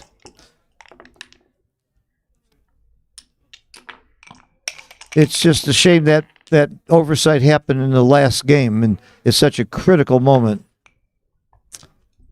Wow. It's like dropping the ball in the end zone. He's gonna sleep so badly tonight too. Yeah. after missing that play. Yeah, I feel for him. What a nice guy. What a gentleman, as all been there. well as a great player. It's over. It's This is pretty over. well jid. Great match. Great match, Johan. I want to do an interview with Johan when he... Yeah, go ahead. can you get me Johan for an interview? Pretty good today. Not better than Kara? basically like 3 or 4 days. I'd like to interview him real quick. Thank you, Ryan Robello, for your expert commentary. You're terrific. Smarter than you look. I really appreciate you very much. You're going to win this world championship. The over/under is 5 years. I think you're going to win it within 5 years. I think that's the over/under for you winning it. It's hard to win this thing. It's hard to win, but I would take a 50% on the 50 bet, an even money bet. The thing is, I might not come every year. Well, then, thank you for telling me. You just saved me money. So we're going to 2 o'clock tomorrow. We're going to see Wilcox playing again. We're going to see Joe Russell and Jorgen Granstedt and a bunch of other really great players. And they got to play 3 more matches to get back to playing Johan Moazad, the undefeated champion this year. If he never wins another match, he's going to come in second in the World Championship. It's been really exciting. We've had incredible matches, incredible swings. We had some amazing games in this match. And I can't tell you what an honor and how much fun it is to be here. Please hit the like button. Everybody's clapping for Johan. Could you go get him for me? Yeah. Sure. Stay tuned. I'm going to interview Johan. Get him over here. He's with his good friend and 3-time world champion Jorgen Granstedt being congratulated.